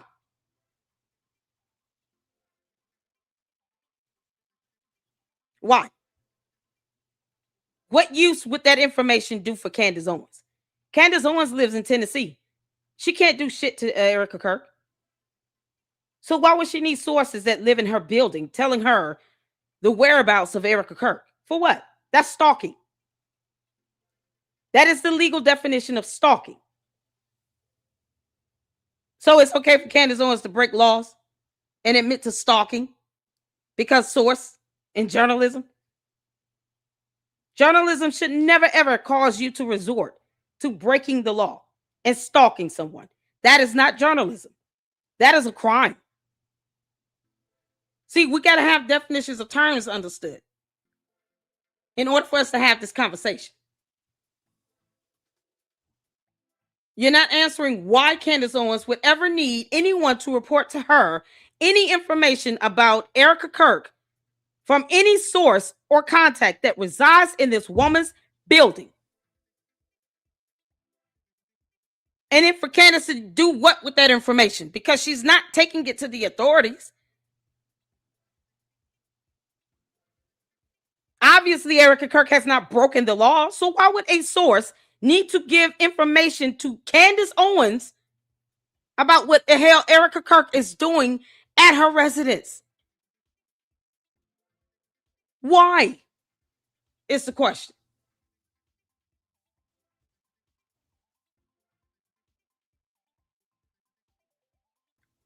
Still not answering the question. You talking about having a debate? You're not answering any question. You're answering a question with a question, which is getting stupid. Because if we can't even have, you talking about logic here. If I said that I had sources that live next door to you, telling me your whereabouts when you leave your home, when you come back home, what you're doing, when you take the dog for a walk, when you take your kids out to the playground. If I have sources and contacts living next door to you telling me every little thing you're doing at your house, would that not be stalking? Do you understand what stalking is defined to be? Why would I need to know what you're doing at your home? You wanted to have a debate with me. They didn't answer the question. They answer questions with questions and they dip, dodge, duck, and deflect accountability. Why would Candace need to know what the hell Erica Kirk is doing at her house? That's not sources. She's not giving out any information that the public needs to know. No one needs to know what Erica Kirk does all day at her home when she comes and goes and all this stuff. Because what else could the sources be telling Candace Owens? These sources live in the building with Erica Kirk. What groundbreaking information is Candace relaying that the public has the right to know about what the hell Erica Kirk does at her home? That's not journalism. That's stalking. And you're trying to excuse stalking behavior, which is a crime. It's a crime. I hope Erica Kirk gets a protection order. You ain't answering anything. You answering a question with a question. You said, what if someone's who came to her? It doesn't mean they had a previous relationship. What the hell a relationship got to do with someone watching Erica Kirk leave her building, come and go, and then somehow giving information to Candace Owens? Yeah, Erica Kirk left her house today at 3:54 p.m. She went out. She took the kids for a walk, came back at 5:02 p.m. Eastern Standard Time. Then she went back out, checked her mailbox, went back in the house. That was all 30 seconds.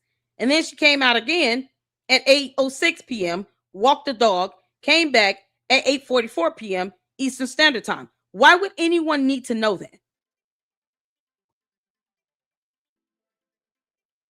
Why would anyone need to know that?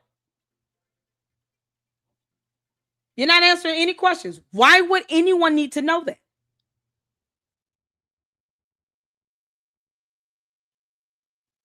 That's a very logical, straightforward question. Why would you need to know what she's doing from her home? And you're saying Erica Kirk lied doesn't mean you've proven she's lied about anything. But Candace Owens lied about having 2 degrees. And you can't say she lied about that. So as opposed to you saying Candace lied about that, you're saying, no, there's no evidence. But when it comes to Erica Kirk, you're saying she lied, and you haven't given me one lie with documentation and evidence. I could care less how you all want to have an opinion of her, because that's on you. You want Erica Kirk to live rent-free in your head 24/7? That's on you. But Candace Owens actually lied about having 2 degrees, and you can't say she lied. You can't say why Candace Owens would need to know what's going on with Erica Kirk at her house. Why would she have sources and direct contacts living in her building, stalking her? Why would Candace Owens condone criminal behavior? There's no logic to that. No matter how you put it, it's stupid. Let's get back to the mind of all these candy asses that think like years so that they can hunt. And there was. Let me go back. I just explained to you what do you mean? I understand that's an alternative. I understand you have an alternative theory. These planes operating this way. So what's the evidence? What's the evidence at certain times? What's the evidence that this plane, that any of these contractors who were dropped off went and killed Kirk? What is it? Right. What's your best piece of correlating evidence? What's your best piece of evidence for this? What is it? You want me to basically provide you with the video proof that these contractors got off? Any proof? And walked to you proof and were there and involved. Any proof? You know, because they don't know what evidence means. They can't define the word. Candy asses don't read, anything. They just go on what she says and they repeat her talking points. It's the hive mentality. Why do you all think I tell the candy asses this all the time? I'm not here to convince you of anything. If you want to bow down and worship the ground that Candace walks on, and you too afraid and too cowardly and spineless to call her a liar, then that's on you. She lied. And yet you can sit here and say Erica Kirk lied over and over and over again, but you can't say what she lied about and provide evidence. But you don't want to say Candace Owens lied about having 2 degrees? Oh no, because the candy ass is they're gonna tell on you. She's gonna be audited and reported it to her cult leader. Any? Do you have any? None. Andrew, I just any proof? Do you have any? Yes is no, they don't. I just explained to you the argument. Okay. Well, let me explain to you a counter argument. What happened? Hang on. I'm going to show you. I got a counter too. I got a counter explanation for this. Because they want to debate you with no evidence because they can't define the word. And then they get mad when you remind them of how stupid their argument is. We're not going to your alternate reality to try to understand this dumb nonsense you're talking about. Either you have a basis of logic and understanding on simple definitions of terms, or you don't. You're telling me that it's okay for Candace to perpetuate stalking, a crime, and yet you keep talking about Erica Kirk lied. How does that justify Candace Owens stalking Erica Kirk? I wish I would have somebody tell me that they got sources and contacts living in my neighborhood watching me. I'm getting a protection order, a restraining order, and then I'm going to have your ass locked the fuck up. What do you mean? We don't do that. Journalists don't have to stalk anybody. The devil is a liar, and so is any other candy ass cult member that thinks that it's justifiable to stalk someone, especially someone that has 2 minor children. And then they want to call that journalism. But they can't, that cowardly asses can't say that Candace Owens lied about having 2 degrees, knowing there's no evidence of that. Candace Owens understands lying by omission. You think she would teach her cult members that? Candace, you need to go over lying by omission to your cult so they can understand when you're doing it. I know you're a narcissist. You'll never admit when you're wrong or when you're committing a crime. But when you're out here admitting that you're having this woman stalked, I don't give a damn what Erica Kirk has said. You cannot downplay the fact that Candace Owens admitted to behaving and participating in criminal activity. Stalking is illegal. As a matter of fact, in the state of Arizona, it is a felony. Either class 3 or class 5. It's a felony. And this dumb moron admitted that she has sources and contacts that live in her building telling her every little thing that Erica Kirk is doing at her house. As if Candace Owens needs to know that. And the candy asses think that shit is cute. They think that's okay. Oh no, it's called journalism. Because they can't define the word journalism either. Good journalists don't have to perpetuate criminal activity. They don't have to break the law. They don't have to lie about having 2 degrees. They don't have to stalk anybody. And yet it's still, what does all that stalking get you? Because Erica Kirk is not in jail for anything, so she hasn't broken the law or committed a crime. So what's the point of that? Candace Owens is just now telling us that she has sources and contacts that live in Erica Kirk's building. It doesn't mean that they weren't always there. She could have had Charlie and Erica Kirk stalked for years. And the only people who know are the ones that live in the building. And Candace. And God. And they say Christ is king. How is Christ king when you're breaking the law? When you're willfully and intentionally participating in stalking behavior? How is Christ king in that? Yeah, okay. Jesus is going to get enough of that hypocrisy. What happened is there is a planet full of aliens called the Yamcha, and they come down here once every 20 years so that they can hunt. And there was a commando named Dutch who took one of these out. I have it on good authority, by the way, that Dutch, man, it was a hell of a fight, but Dutch did take out one of these Yamcha. These type of predator vessels, let's call them, can cloak. And what happened is one flew down and it actually, one of these Yamcha jumped off of that vessel. It was also cloaked. And it used a specific type of dart which dissolves and shot it into Charlie Kirk's throat. And he began to gag and he died a horrible death. And then he beamed back up to the ship and he flew off. Tell me, what evidence would you demand from me to prove that that was true? Well, I mean, you're describing things that would defy the laws of physics. So I would say that argument seems highly unlikely. Well, wait, what evidence would you demand from me? And natural laws of the world that we live in, I would say that would be extremely unlikely. Oh, okay. So, but what evidence would you want from me? Let's say the physics were proven. What evidence would you require from me to prove that that claim is true? What would you want from me? What would it be? Well, I mean, I guess I would say that I would need to see more of the circumstantial evidence that surrounds the whole thing. No. Because he doesn't know what circumstantial evidence is. What about just the base evidence of it all? Why circumstantial? Well, I don't think he knows what circumstantial means. See, they use words they can't define and they want to have a damn debate. This clown does not know what circumstantial evidence is. You can't make this up.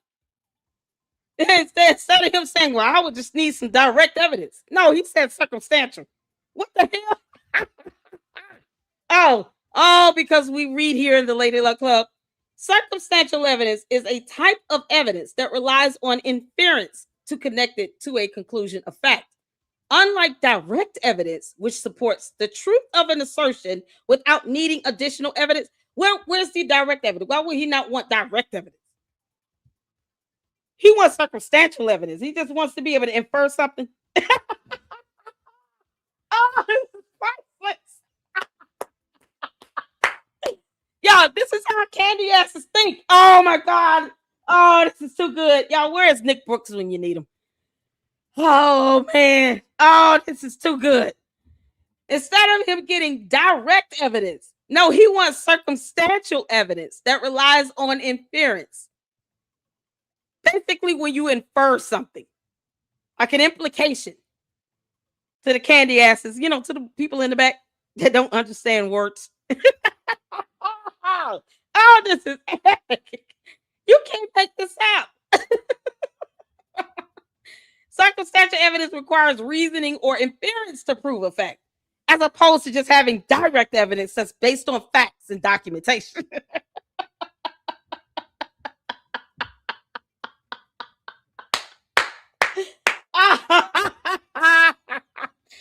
Oh, God. They make it so easy to clown their asses because they're so stupid. Y'all, can we give it up for the damn Predator 1 comic characters here? We got Predator over here.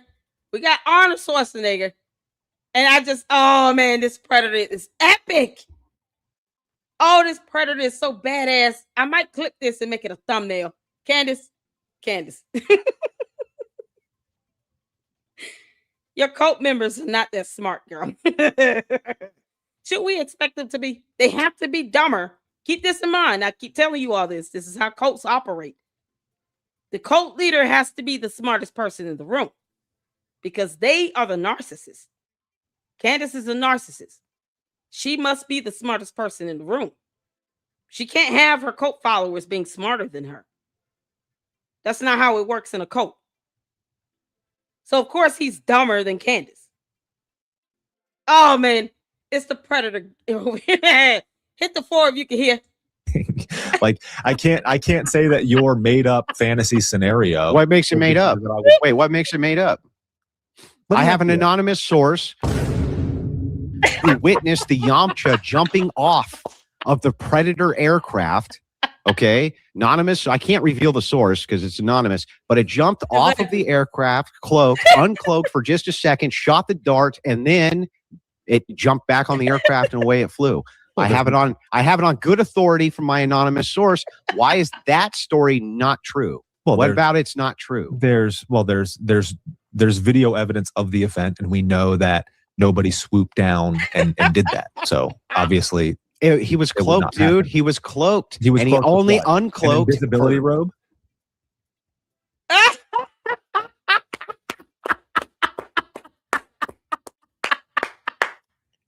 Like the Yamcha are known for being able to cloak. So he cloaked. He jumped off. He uncloaked for just a second, enough for this eyewitness to see him shoot the dart from his shoulder cannon, and then he recloaked, jumped back on the Predator vessel, and away he went. I have it on good authority from this eyewitness. Why is he wrong? Again, I would think that you're probably pretty naive for believing something like that. Oh, would you? Yeah. I would. Oh, because it sounds kind of like made up and there's no good evidence for it. See, the thing is, though, is that in at least this alternative theory that I am going to remain open-minded to, I'm not going to close myself off to any theory, and I'm certainly not. No, your theories don't work in court. The judge does not give a damn about your theory.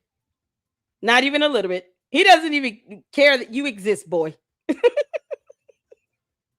The jury will not give a damn about your theory either. The only way your theory is concerning is if it taints the jury. Otherwise, no. When you're not smart enough to define circumstantial evidence, I do not want you to have your opinion impressed upon a jury in a murder trial. You're not smart enough for them to care about your opinion. If you can't even define circumstantial evidence, Lord have mercy. I'm not going to turn around and diagnose my God. anybody as mentally ill or crazy or as some bad actor for doing everything that they can to turn over every stone to find out what the truth is. But can you tell me how I believe Candace Owens? I understand, but can you tell me what evidence based on the fact I have an anonymous source that saw this?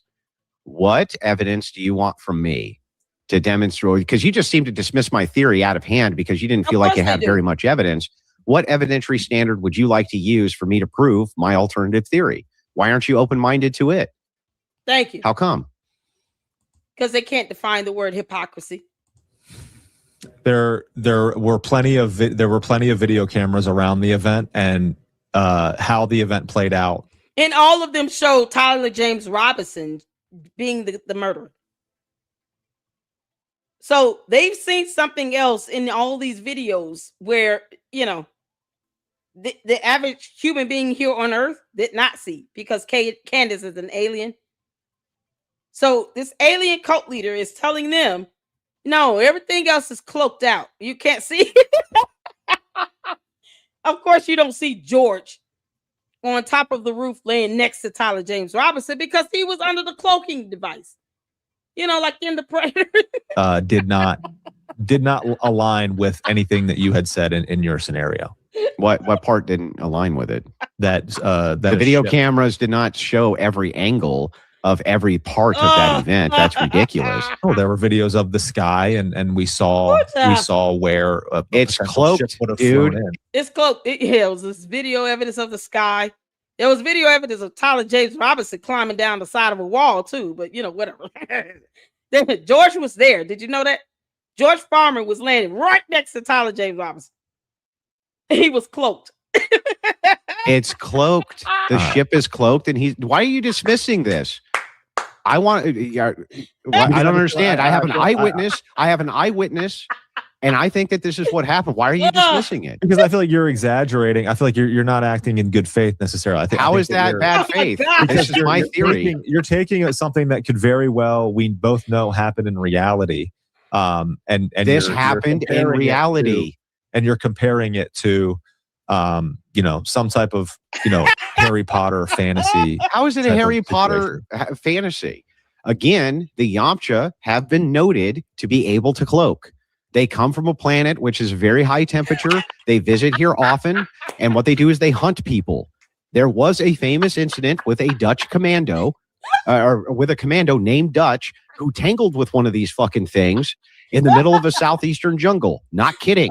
Okay. And it could cloak, and it killed his entire team. And it was just him at the end. And unfortunately, he had to deal with this problem. The thing is like, so we have evidence of the Yamcha. We have evidence of their cloaking abilities. We have evidence of all of this. Tell me why my theory, what evidence do you want from me for this theory? What more could you want? There's an I have an anonymous source. We know that the cameras weren't pointed in every direction. We know that this predator cloaking technology exists. We know for sure that we have dealt in Southeast Asia with one of these things before. So what? What do you want? What do you want for evidence from me? What would the standard be? You have an eyewitness with regard to this? Yeah, an anonymous. I'm not going to reveal my source because they're anonymous, but I have an eyewitness. Oh, okay. Well, I mean, you know what? As an open-minded individual, I would take that into consideration then. Oh, perfect. And I certainly wouldn't turn around and consider you a lunatic or a crazy person for bringing a perspective and a theory. Perspectives are irrelevant in the court of law when you have to prove beyond a reasonable doubt. That means that you can't even just go based on circumstantial evidence in a murder trial either. But because this idiot refused to look up the definition and concept of circumstantial evidence, he probably will never know that. Murder trials cannot be 100% based on circumstantial evidence. Nope. Cannot. Because when you're inferring something, you're inferring it based on a set of facts. Where's the direct evidence? Is the question. Direct evidence that is factually based. Towards that, if we pursued further and we continued to peel the layers back on it, could end up true. Now, I'm not going to sit here and say that there are certain theories that haven't been put out there by individuals who you would say on either side, who I think have come out in bad faith and have done, I think, damage to people who are asking and want to know the legitimate truth and questions about what happened to Charlie Kirk. I'm not going to sit. Candace has doxed people. She's stalking Erica Kirk. Erica Kirk is on the verge of suing her and hopefully and prayerfully getting a protection/restraining order against Candace Owens. Oh, and Candace Owens trusted Sloppy Joe Kent, who was formerly employed by the feds, CIA, FBI, pick one, both, don't care. And she trusted him and he gave her information, which means that she was feeding the candy-ass cult members fed slop the whole time, coming from Sloppy Joe Kent. If he worked for the feds, why would you trust him? You're not obligated to trust Joe Kent. For what? He could be, just grifting as well. He could be lying like hell. Where's his direct evidence? And yet it's still, Miss Snow told on Candace Owens. Did she ever debunk Miss Snow? Do you all recall Candace Owens saying that Miss Snow lied about her trusting Joe Kent? Because I don't. Candace Owens never came out and called Miss Snow a liar. She never said, nope, he's lying. Because she doesn't have a problem using the term. But she knows she can't call Miss Snow a liar when he said she trusts Joe Kent, someone who worked for the feds, and gave her information that she in turn gave to her cult members, which means they were being fed the fed slop the entire time. All because they have a hive mentality. They don't understand simple definitions of terms. And they're spineless and cowards when it comes to asking questions or calling Candace a liar. Still waiting on the evidence of those 2 degrees. Here and say that I don't see some of these accounts online. Look, I'm actually fine if that's a standard, it's pretty consistent. If you're unwilling to rule out my Yamcha theory, I don't know why you're laughing. I think that you haven't provided any standard of evidence that you would demand from me. You just said that you actually would cede that this is a viable theory. The Yamcha theory is a viable theory, and you're not going to dismiss it or call me a crazy person. So I think that that's at least consistent. Look, I'm going to say one thing for you and on your behalf. You seem like a nice enough kid, right? And you're willing to have your worldview challenged, and that alone takes balls. The thing is like, it takes guts to at least defend the position. And so I'm going to give credit where credit's due. You're willing to at least have some of the most adamant opposition who is good and skilled at putting out their worldview on so that you can have debates with them about this. That in and of itself is deserving of respect. But I just want to point out that you're one of the few on. I'm sorry, I can't do it. I can't do the respect thing. Because if you cannot at least show that you understand definitions of terms and concepts that you're utilizing in your so-called argument, then we cannot have a debate, because that means we won't even agree to what evidence is defined to be, or stalking, or laws, or illegal, or journalism. If we can't agree to the definition of those terms, how can we have a debate where you're utilizing all of these terms you don't understand? He used circumstantial evidence, and he has no idea what that is. None. That is the evidence he basically spewed out there that he would require to see. Circumstantial, not direct. We're talking about a murder trial where it's the prosecutor's job to prove beyond a reasonable doubt that Tyler James Robinson knowingly, willfully, and intentionally carried out the murder against Charlie Kirk. And this clown is talking about circumstantial evidence, something that the entire murder trial cannot be based upon. His theories are irrelevant in the court of law. No one cares. Facts do not care about your feelings. And as opposed to him saying, I would just need direct evidence on that. No, he goes to circumstantial, where it's an inference, because he doesn't know what the hell he's talking about. So how can we have a debate? How can we truly say we've had a debate if you don't even know what you're talking about? Make it make sense? On your side who will do that, and that there's a reason for that. And the reason is because these correlate claims, when they're in front of large audiences and they're pressed against, they fall apart, man. And so I would just want you to take one thing away from this conversation, right? Just one thing. It's good to have an open mind, right? But don't let it be so open that your brain falls out, okay? Like, you do have to make sure always that you have good evidentiary standards for the things that you claim, because you want to have integrity as a journalist, right? That's what you're... Right, exactly. And Candace is not a journalist. She's a blogger and a gossiper. That's it. We've already heard her take on globalism versus nationalism. The average person would agree that Candace is an idiot. When she can't define the words globalism or nationalism, I don't expect her to be able to understand the complexities of a murder trial going on in a court of law. This boy said circumstantial evidence. Okay. Circumstantial evidence is that should not be the premise to where you build up a murder trial case. And because he doesn't know that, yeah, he's just going to throw that word out because it sounds good. You're doing like your own form of journalism. Child. So, just like, have integrity with that. And that's missing from new media. It was missing from old media.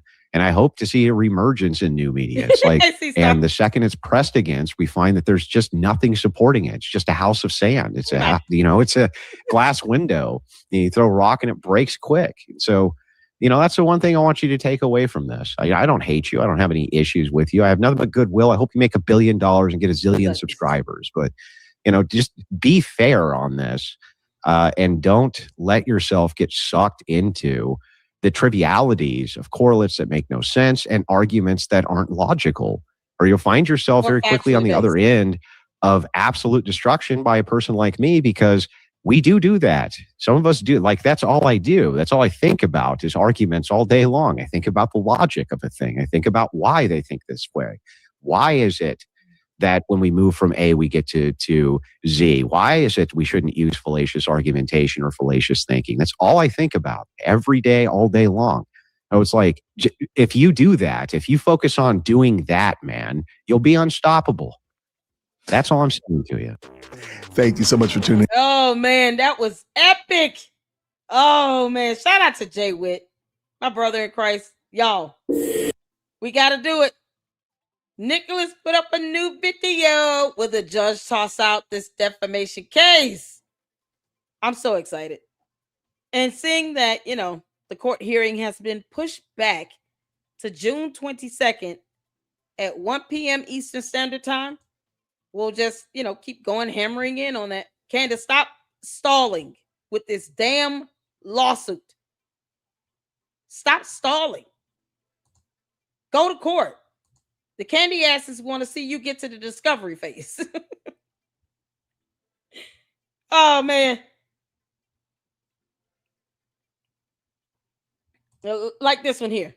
You're so unintelligent, it's appalling. A lol. Yeah, and yet still, you don't know how to use punctuation. You can't make this up. You're so unintelligent, it's appalling. That's all they have. Because these two big words he put in that statement, he can't define. Appalling is not a term you can define. Where's your punctuation? Isn't there supposed to be a period at the end? God. Okay, hold on. You said do the Trump video. I didn't know it was a video. I thought it was a post. Is it on YouTube? That's fine. You sent me a post. It wasn't a video.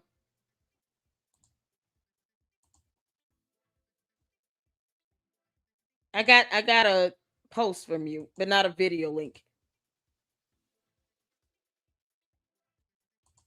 Send me the video link if you don't mind. Meanwhile, let's you tagged it on. Let's do this one first and then we'll get to X. All right.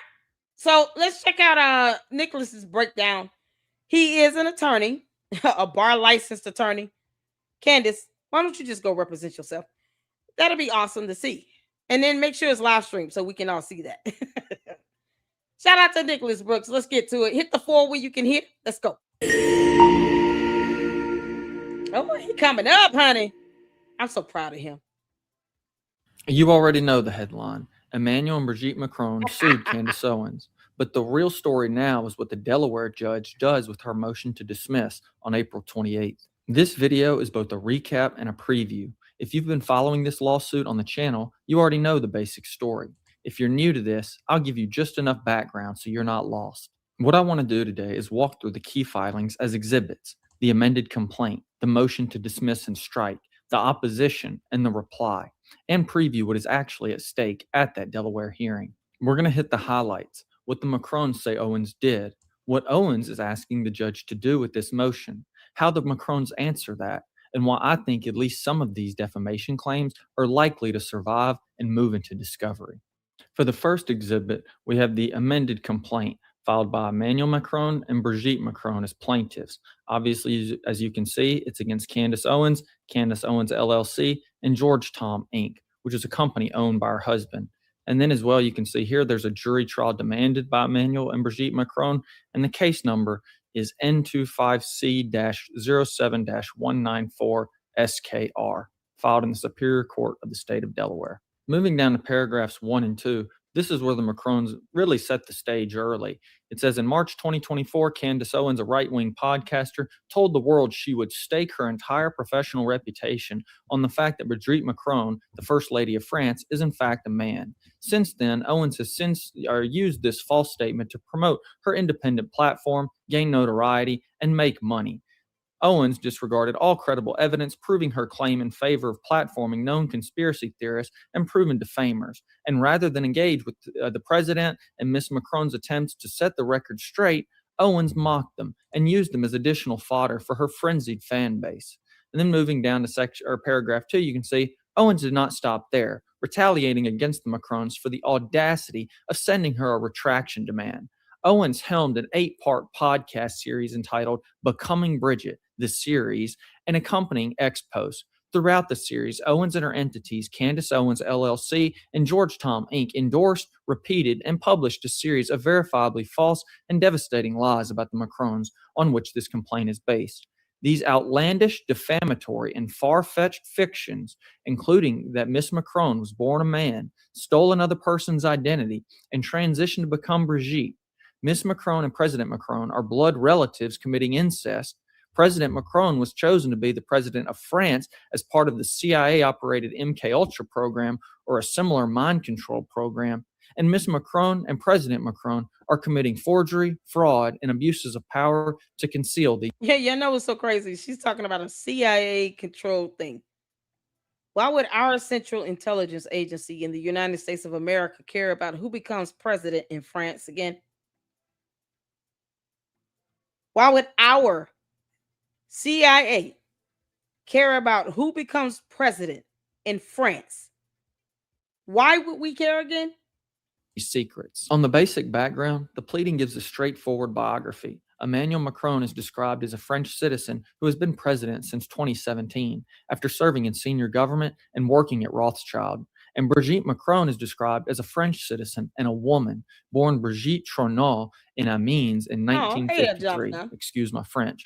The youngest of 6 children from a chocolate-making family, a former teacher, and the mother of 3 children from her first marriage, who married Emmanuel in 2007. Jumping down to paragraphs 11 and 12, this is where the Macrons argue that Delaware is the proper state for Candace Owens and her business entity and her husband's business entity to be held accountable. And here's why. Defendant Candace Owens is a citizen of the United States and resident and domiciliary of the state of Tennessee. Through her marriage to George Thomas Stahl Farmer, a British citizen, Owens also holds British citizenship. Owens is considered a political commentator and is a self-described conservative. Owens hosts a podcast called Candace, which is published on Owens' X account by Candace Owens LLC, on CandaceOwens.com by Georgetown Inc., and across various other platforms. Owens is a member and the sole manager of Defendant Candace Owens LLC. Owens maintains control of Defendant Georgetown Inc. And then scrolling down to paragraph 12, this is where it provides that Defendant Candace Owens LLC is a limited liability company organized under the laws of the state of Delaware with its headquarters in Nashville, Tennessee. Candace Owens is the sole manager of Candace Owens LLC. The company manages Owens' Facebook and X accounts as previously described in paragraph 11, and Owens oversees and directs all content published on her social media accounts. She disseminated her false and defamatory statements through Candace Owens LLC. Candace Owens LLC is a pass-through entity named after Owens, which is solely controlled and managed by her. It is the legal entity through which Owens operates and manages her social media accounts.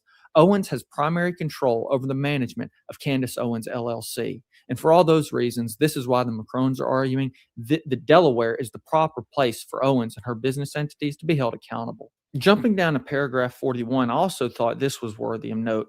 It provides that in September 2024, a French court held that Ray and Roy defamed Miss Macron. Ray and Roy were previously established characters, the journalists, for spreading false rumors that Miss Macron was born Jean-Michel Tronneau and later stole the identity of Brigitte Tronneau. The defamation suit in France confirmed that Ray's and Roy's claims that all documents related to Miss Macron's birth, marriage, divorce, and childbearing were forged to conceal her actual sex were false. Jean-Michel participated in the trial. Ray and Roy were fined 500 whatever currency that is and ordered to pay 8,000 of whatever currency that is to Miss Macron and 5,000 of whatever to her brother in civil damages. So procedurally, here's where we are. The Macrons filed a complaint and then a first amended complaint. Candace and her companies filed an opening brief in support of a combined motion to dismiss and to strike that amended complaint. The Macrons filed an opposition, and the defense filed a reply. So the next big step is a Delaware Supreme Court hearing on that motion, currently set for April 28th. One quick timing note, especially for my California viewers. Delaware Superior Court does not issue public tentative rulings the way California trial courts do. So there's no written preview telling you how the judge is leaning. The judge will hear oral argument, may ask questions, and can either rule from the bench or take the motion under submission and issue a written decision later. which means April 28th is an important inflection point, but not necessarily the day we get a ruling.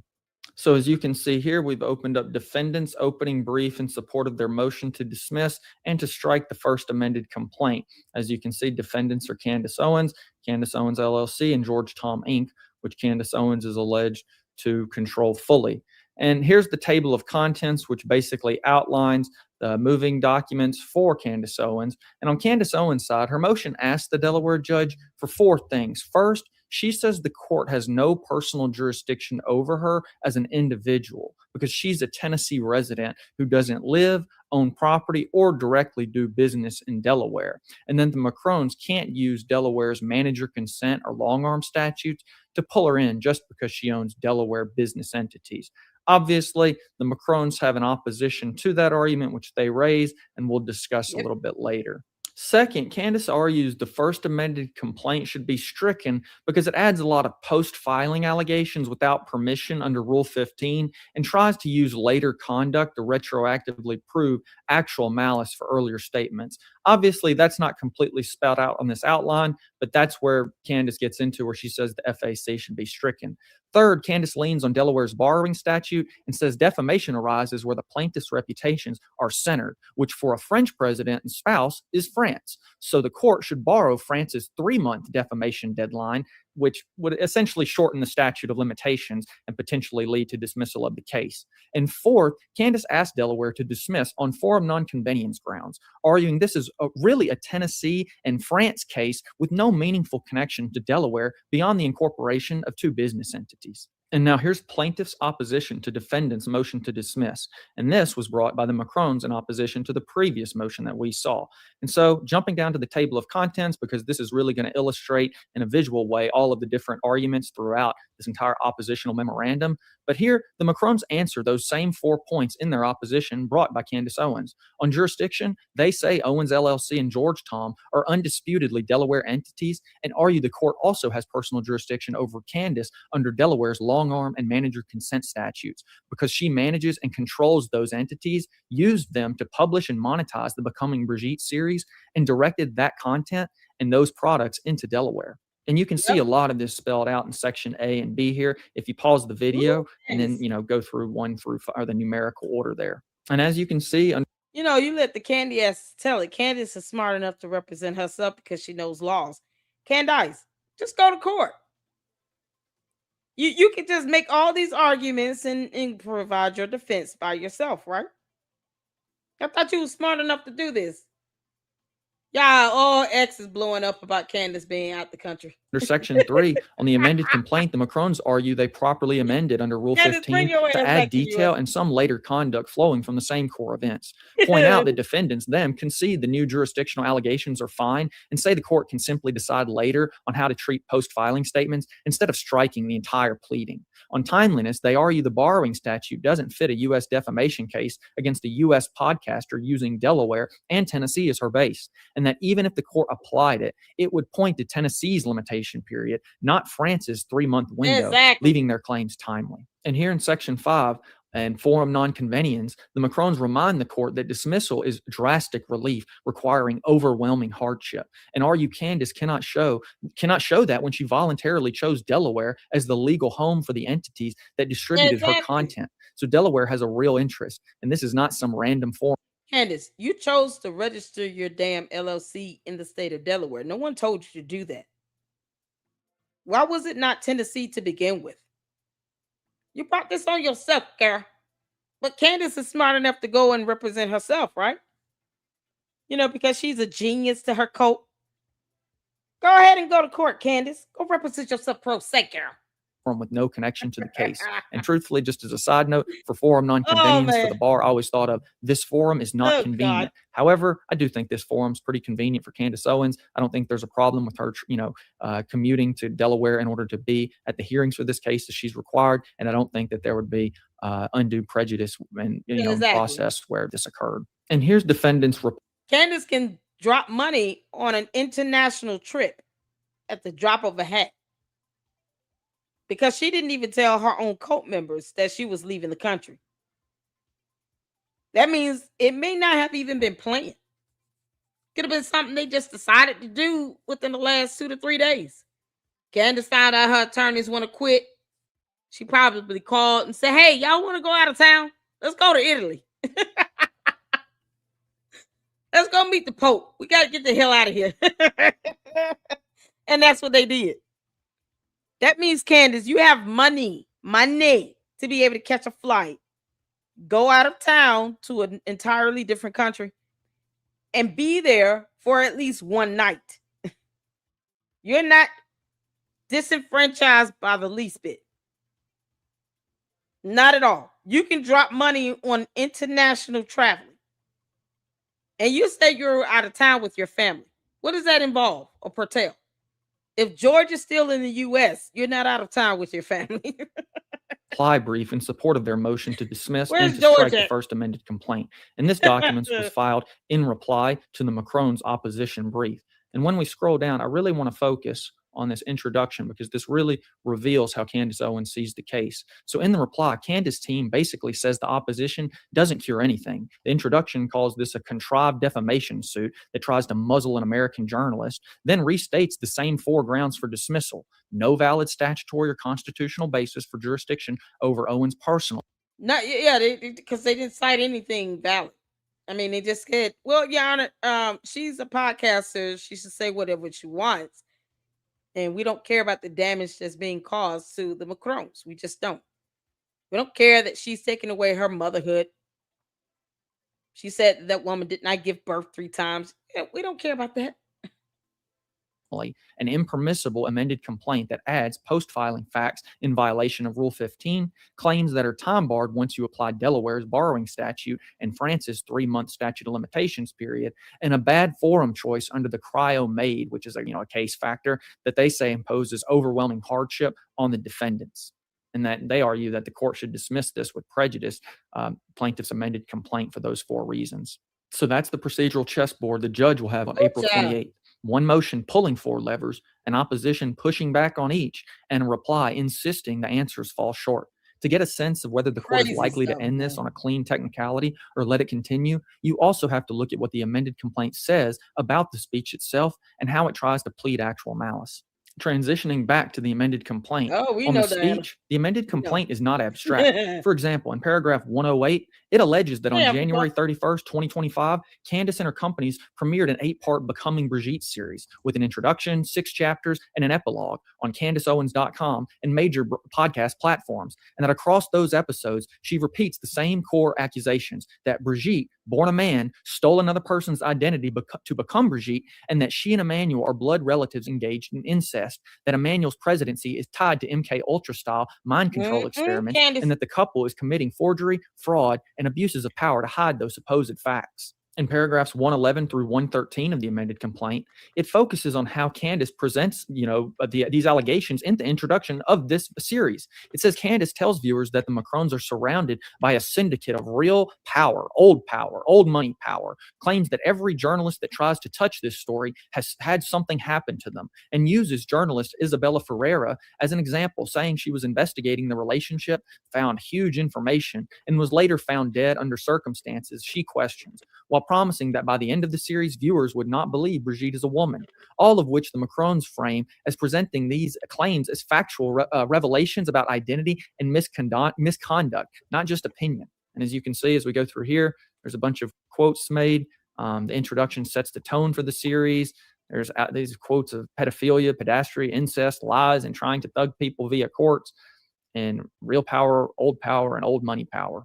And now, for purposes of establishing actual malice, it's important to show what the Macrons are doing here in this part of the amended complaint. So as you can see, starting in paragraph 73, it says that every time Owens faced consequences for repeating these outrageous allegations, she refused to take responsibility and instead cast herself as the victim and blamed. Yeah, because that's, when it comes to that malice intent, boy, it's showing that you had a reckless disregard of the truth, something that her cult members are all too familiar with, especially when they don't know how to use terms like circumstantial evidence in its proper context, or logic, or facts, or laws, or stalking. None of that. Yeah, no, they just kind of gloss over those things. And others. And then going down to paragraph 74, it says the Macrons, through their counsel, sent a detailed retraction demand letter to Owens via email on December 3rd, 2024. And really, it goes on to say that Owens then repeatedly ignored multiple additional attempts by the Macrons to engage. The Macrons sent a follow-up email on December 18th, 2024, which went unanswered. And on January 8th, 2025, the Macrons contacted Owens' former legal counsel to facilitate communication, but received no response. Next, the Macrons attempted to personally serve the December retraction demand on January 9th, 2025, but were first ignored, then blocked by Owens' counsel, who ultimately agreed to accept service on Candace Owens' behalf via email. Then paragraphs 104 through 107 then describe how Candace Owens allegedly publicly reacted to this retraction demand. The Macrons say that Candace went on her show, talked about the Macrons having a dark side, told the Isabella Ferreira story as an example of journalists who begin to suffer when they investigate, suggested the suicide ruling was highly questionable, told her audience the December letter did not deny that Brigitte is trans or explicitly say she was born a biological woman, and dared the Macrons to sue her, saying she would file the lawsuit for them and might even cover their fees, before sending a written response that reaffirmed her claims without offering supporting evidence, which they present as classic reckless disregard for the truth. The motion to dismiss, in turn, leans on the First Amendment to blunt any argument by the Macrons. Candace's team portrays her as an investigative commentator, offering opinions and theories about a powerful political couple, stresses that she often uses belief language like, I believe, and in my view, and argues that under U.S. doctrine, even sharp conspiratorial speech about public figures can be protected when a reasonable listener would treat it as opinion, speculation, or rhetorical overstatement instead of literal, verifiable fact. Putting all this together, here's where I land. On the procedural side, such as jurisdiction, striking the amended complaint, borrowing statute, forum nonconvenience, I think the Macrons have the stronger position at this early stage on these issues because Delaware has real connections through the entities Candace chose. And striking the entire amended complaint feels like a reach when the court can just police later conduct. Importing France's 3-month defamation deadline to knock out a U.S. case against a U.S. podcaster is aggressive too. And calling Delaware an overwhelmingly inconvenient forum when the defendants themselves pick Delaware as their corporate home is a tough sell. On the merit side, if you accept the pleaded facts as true the way the court has to on a motion to dismiss, the amended complaint looks like a classic, detailed, public figure defamation pleading. Specific statements that read like factual accusations about identity, serious wrongdoing, and a journalist's death, plus a plausible actual malice story built around retraction letters, contrary evidence, and Candace allegedly doubling down. So my best guess is that the Delaware judge will deny the motion in significant part and let at least some of these claims move into discovery. There are two levers that could still make me wrong. One is the borrowing statute. If the judge leans hard into the idea that this is essentially a French defamation claim in Delaware clothing and decides to import France's 3-month limitations period, that could knock out more of the case than I think it should. The other is personal jurisdiction over Candace individually. The court could keep the Delaware entities in and grant the motion only as to her personally, especially if it reads the manager consent statute narrowly and focuses on certain limits on general jurisdiction. And then there's the political theater behind all this. Obviously, Emmanuel Macron has defended his wife, and in addition, the president of the United States, via Truth Social, has stepped in to provide his comments. He's actually cited Candace Owens, and in this long wall of text, he goes on to say that Candace Owens is, quote, crazy, who accuses the highly respected First Lady of France of being a man when she is not, and will hopefully win lots of money in the ongoing lawsuit. Actually, to me, the First Lady of France is a far more beautiful woman than Candace. In fact, it's not even close. Legally, those comments should have no effect. Delaware judges are supposed to decide motions based on the record and the law, not what political leaders say online. But realistically, it's remarkable that a state court defamation case in Wilmington, Delaware, is being talked about by a sitting head of state and a sitting U.S. president. And I'd be surprised if the judge isn't at least aware that whatever they do here will be read far outside Delaware. So my bottom line is this. I think the Macrons probably win this round. I expect the Delaware court to keep jurisdiction over the entities, reject the most aggressive libel tourism and forum nonconvenience arguments, and find that at least some of the defamation counts and actual malice allegations are strong enough to survive into discovery, even if the judge trims around the edges. But we'll see after the April 28th hearing, and however long it takes for a written ruling, whether the court ends this on a clean procedural technicality or lets the drama continue into a much more evidence-heavy phase. So if you were the judge in this case, would you toss this as libel tourism and overreach by foreign plaintiffs? Or would you keep the case in Delaware and let a jury eventually decide whether the Becoming Brigitte series crossed the line from protected commentary into actionable defamation? Thank you very much for watching this video. Hey, Candace, you should want the jury, shouldn't you? Girl, you should want that jury, shouldn't you? I'm just saying. Why don't you go represent yourself, Candace? Your cult members are there with you. They said you're so smart. They said you're so smart. You can do it, girl. Y'all, I got to show y'all something before we get to X. I have to show you all this. I have to show you all what happened before we go over to X. I got to show you all this. When I say, oh man, this is the best part of my day. Hold on. Let me go towards the end. I got to show you all this.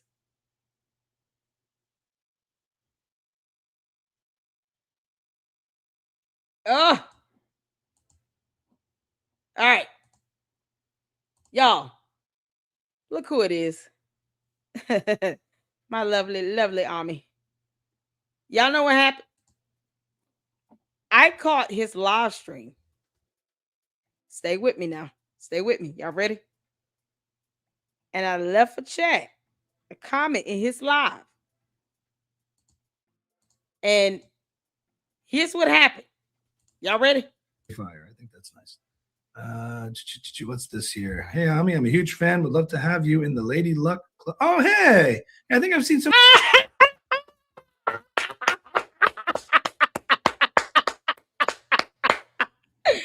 Yo, I caught Ami's live. Oh, yes.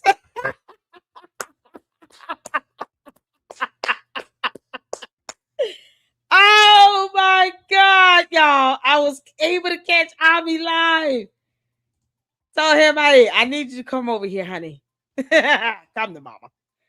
Oh, I am a huge fan. Y'all know that. Every time he drops a new video, we are on it. Oh, he's so funny.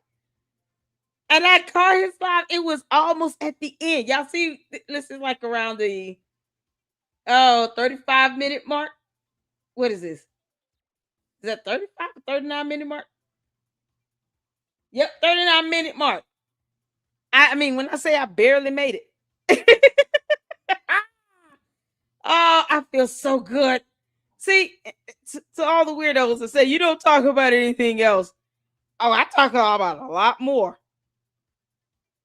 And we're so blessed here in the LLC. We've had some fantastic guests on our show, from Nick Brooks to Joshua Carr to Milk Bar TV. Hopefully, Ami soon. Y'all. Your streams. Appreciate that. Yeah, let's do it. You know, DM me on Instagram at Ami Kozak, Ami Kozak Official. Send me a message and we'll make something happen. I believe people have sent me your stuff reacting in your live stream, so that's a lot of fun. Guys, oh, y'all know I did already, right? Army Mama sent you a message, honey. Check your emails, girl. Check your emails, baby. He liked it, y'all.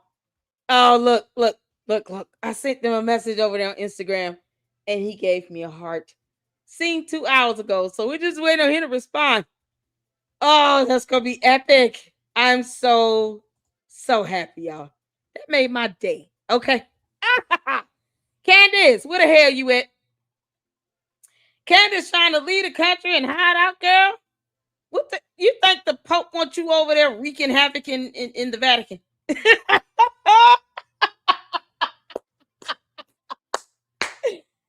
Candace, bring your ass back home. Oh man, y'all, I'm so excited. So we did reach out to Ami, and we hit him up over there on Instagram, waiting on him to respond, and hopefully he does. Thank you all for sending him my information, my videos and stuff. He knows I call him my boyfriend, honey. I want to tag you, Ami. Mama love you. I want you to come up and hang out with us, though. That'll be fun. Yo, what is this? What is this? Isn't there a video that goes with this? Y'all, isn't there video that go with this? Is there a video? Am I missing it?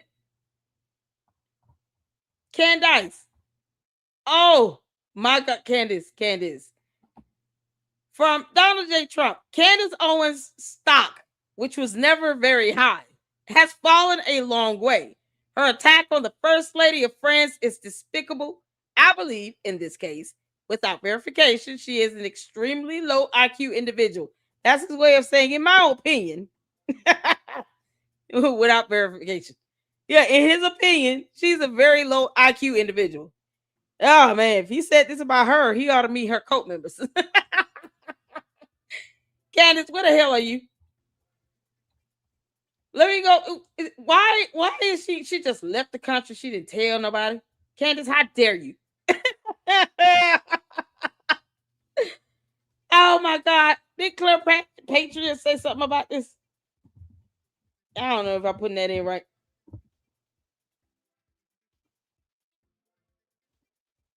Candace, girl, you won't believe who just popped up in Italy. Remember Aubrey Leach, the ex-TPUSA employee we all suspected leaked to Candace Owens? Fired, drops a 12-minute takedown video blasting the whole operation, then ends up featured on Candace's podcast. And now she's there too? What in the world is going on in Italy? Candace, what the hell are you doing? Like, leaving the country doesn't spare you from anything. No show today. Sorry, I thought I told you guys I was going to Europe to close my SPLC offshore account. Anyway, see you guys next week. Oh, Lord. Candace, you had court next week. You better be glad that judge pushed it back to June 22nd. You clown. What is she doing in Italy? The Pope is not in the mood. You don't think he watches YouTube, Candace? You don't think the Pope watches YouTube? He's going to be like, you tried to speak on behalf of all Catholics. I don't appreciate that. Leave my name out your mouth when you speak, girl. Because she had people writing letters, saying that she needed to be excommunicated from the church. Y'all remember that? I want to see if I can find it. Someone wrote a letter. I think it was a journalist who's also Catholic that wrote a letter saying, Candace Owens, here's why she needs to be excommunicated from the Catholic Church. Y'all remember that? Hit the phone. You recall? We went over it too. We went over the letter. You all recall a journalist sending a letter saying that Candace Owens should be excommunicated from the church. Here's why. And she tried to present herself as if she's the spokesperson for Catholicism. And then you go out here to Italy, think that you're going to get next to the Pope, and he does not know what you've been saying and doing this whole time? Especially when there's a letter circulating recommending for you to be excommunicated from the church, from the Catholic Church. Didn't she say that she had not been baptized or something? God. Candace, did you get baptized yet? How did that go? Nick Fuentes is there too. Good grief. What are they doing? What is going to Italy going to do for you, Candace? What is it going to do? Yo, this is unbelievable. Oh, Candace. I didn't see a video link for the post. Did anybody read the cover? It's hilarious. Did anyone see I thought that was it, right? The post we just pulled up. Did either of you send me a video link? Didn't you all say it was a quick video? Either way, y'all, this is something else. Candace. Oh, Lord, Candace. Candace, Vile Person of the Year, Time Magazine. Fax Me. Y'all, Fax Me is awesome. Okay. Facts Me is absolutely fantastic, honey. He's giving us a lot of laughs. Candace, you you clown. Leaving the country does not solve anything. It just doesn't. And the Pope is not in the mood. He watches YouTube. He knows what's going on. He has, the Vatican is like his own city state. They got their own, investigators. They have people who are paying attention to what's happening on social media. I mean, as far as intelligence, the Vatican has one of the top superior intelligence on earth. One of the top superior intelligence on earth. They have the ability to get information you would not think about. Like, wait, why do you need to know what I did in the 5th grade again? What you mean you knew about that sock hop I went to? That's how in depth and detailed they are. The last thing you want to do when you can't hold water is to go to the Vatican and think you're going to get over on their investigators. That's not how that works. Candace, they will F you up. There's no video? Okay. She was supposed to be confirmed on Easter. Exactly. The Vatican does not play that. They're not going to let her come out there and get on their nerve. Y'all, it's got Candace Owens, lies, uses rich white men. 0% fact check ratio on all credible facts. Checking sites. Protects Candace does. Andrew Tate. Andrew Wiseman. Everybody named Andrew. George's allegation. Because that's never been addressed. Candace, you're the worst. You can't make this up. She's traveling overseas and didn't tell anyone, just like her broken foot. Candace, you gonna tell us how you broke your foot? Oh man, y'all, that's something else. We got one last video I wanted to end out on. Child, that post is all that I need to see. Oh man.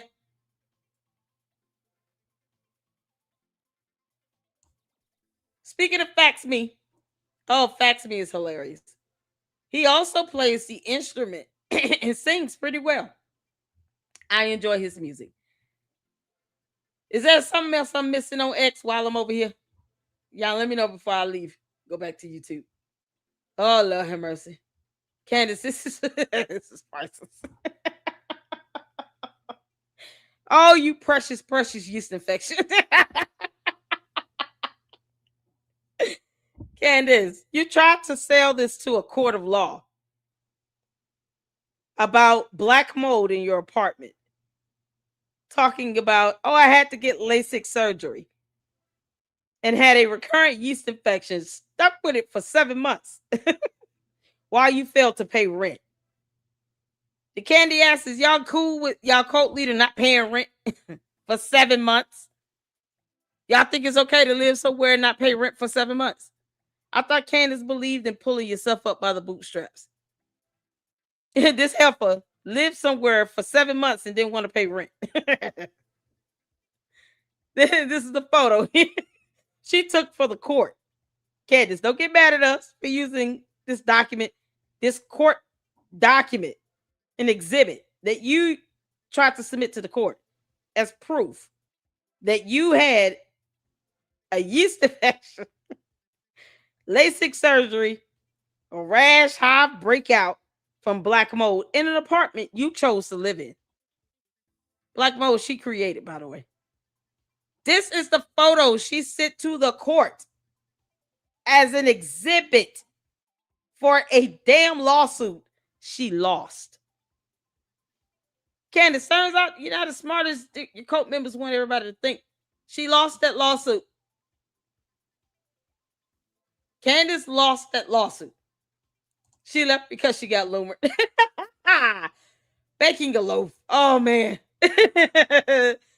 Super Says Files, Candace nonstop says they think we're stupid, but that is what she thinks about us. Fuentes as well. Yeah, Fuentes, he kind of, missed the opportunity where he said he was going to be doing his own investigation into her. He wasn't going to do a damn thing. He did nothing. Run his mouth. I did more going over Brexit tax documents than he did. Child, can't make this up. She was living with Ryan when she dumped him after 7 years for George. Explains why there was no romance. She belonged to another man.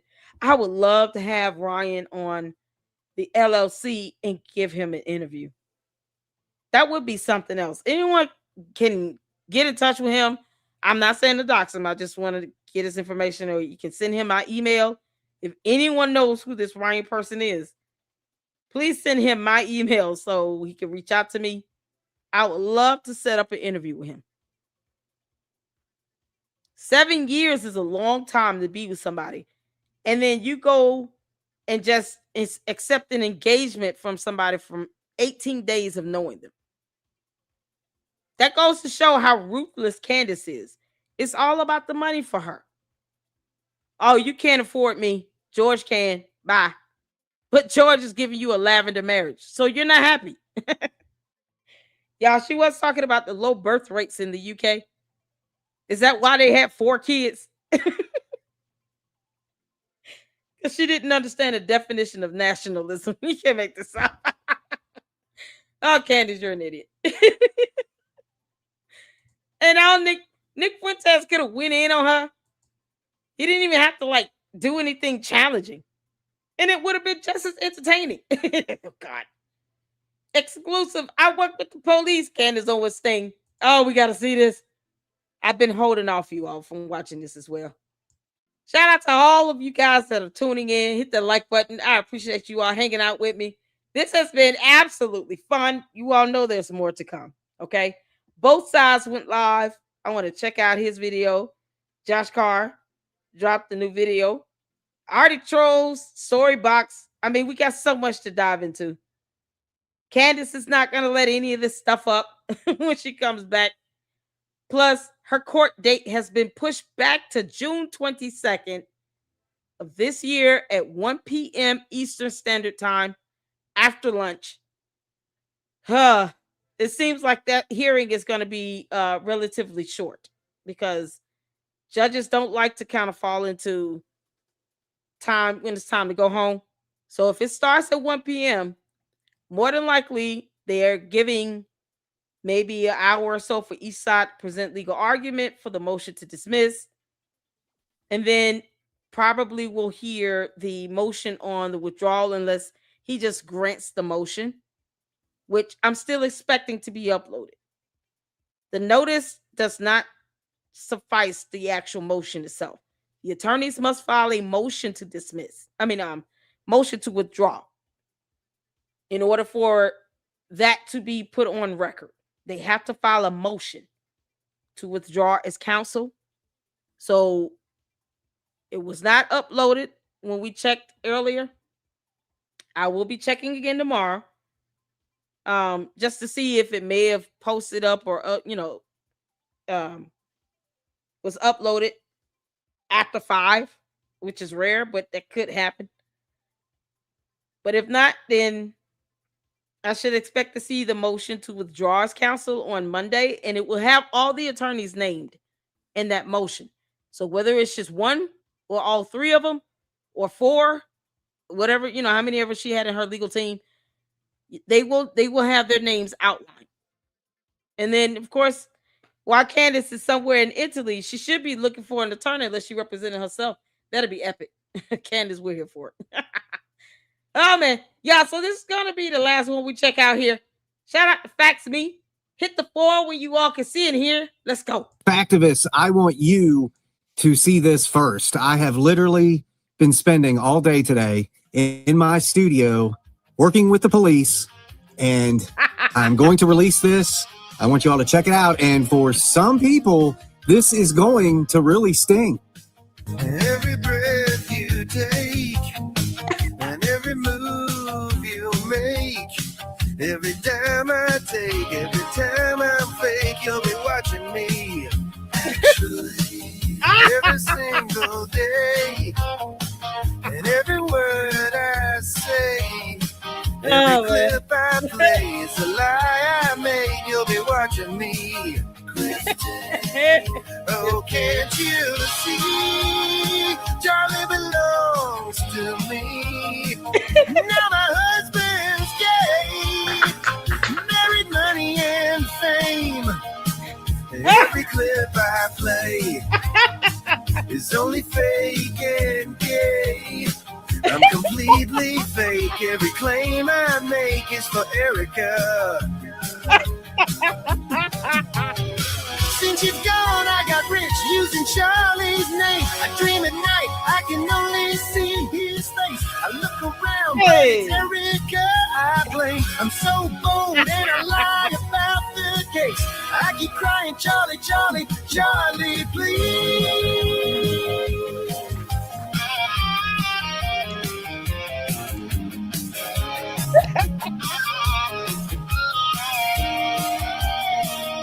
Every lie I speak, my grammar is weak. I'm black, not white. Turning point is right. You'll be watching me.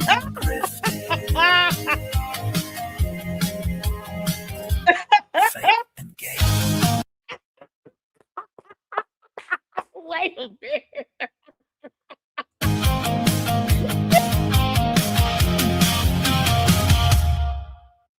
Oh my God.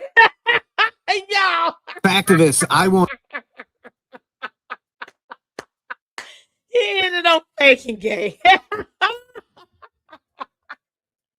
Oh, thanks me. Oh, it's so funny. Oh, I got to do a collab with him, man. Oh, that was good. Oh, that's good. Candace, you're the new American Psycho. You can make this out. Candace, if it was not a matter of us moving forward with that lawsuit, I would say that Italy can have your ass and not to return you. If it were up to me and you were not being sued. But you have stalled on that lawsuit long enough. Damn it, you need to go to court. That's the only reason why I want you to bring your ass back here so you can go to court. Otherwise, stay over there. We don't care.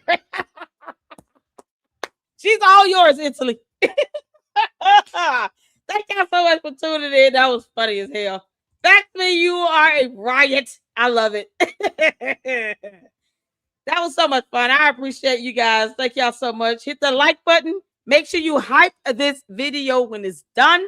Shout out to March On for the $20 super and Mind Chaos Brew. Fantastic content creator. If I could get Mind Chaos Brew's YouTube channel link in the chat as well. Mind Chaos Brew, next time you come, you're a mod girl. Just drop your YouTube channel link. You don't even have to ask. So we can show you some love and support. But you guys go check out My Chaos Brew. She can sing too.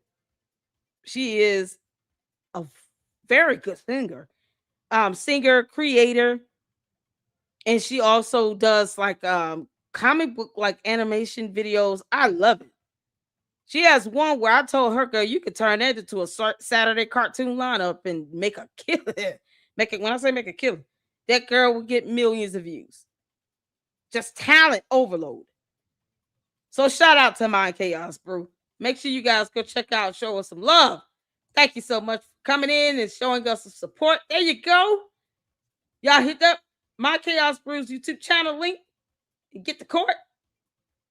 He did file. Yes, he did. He filed the notice to withdraw.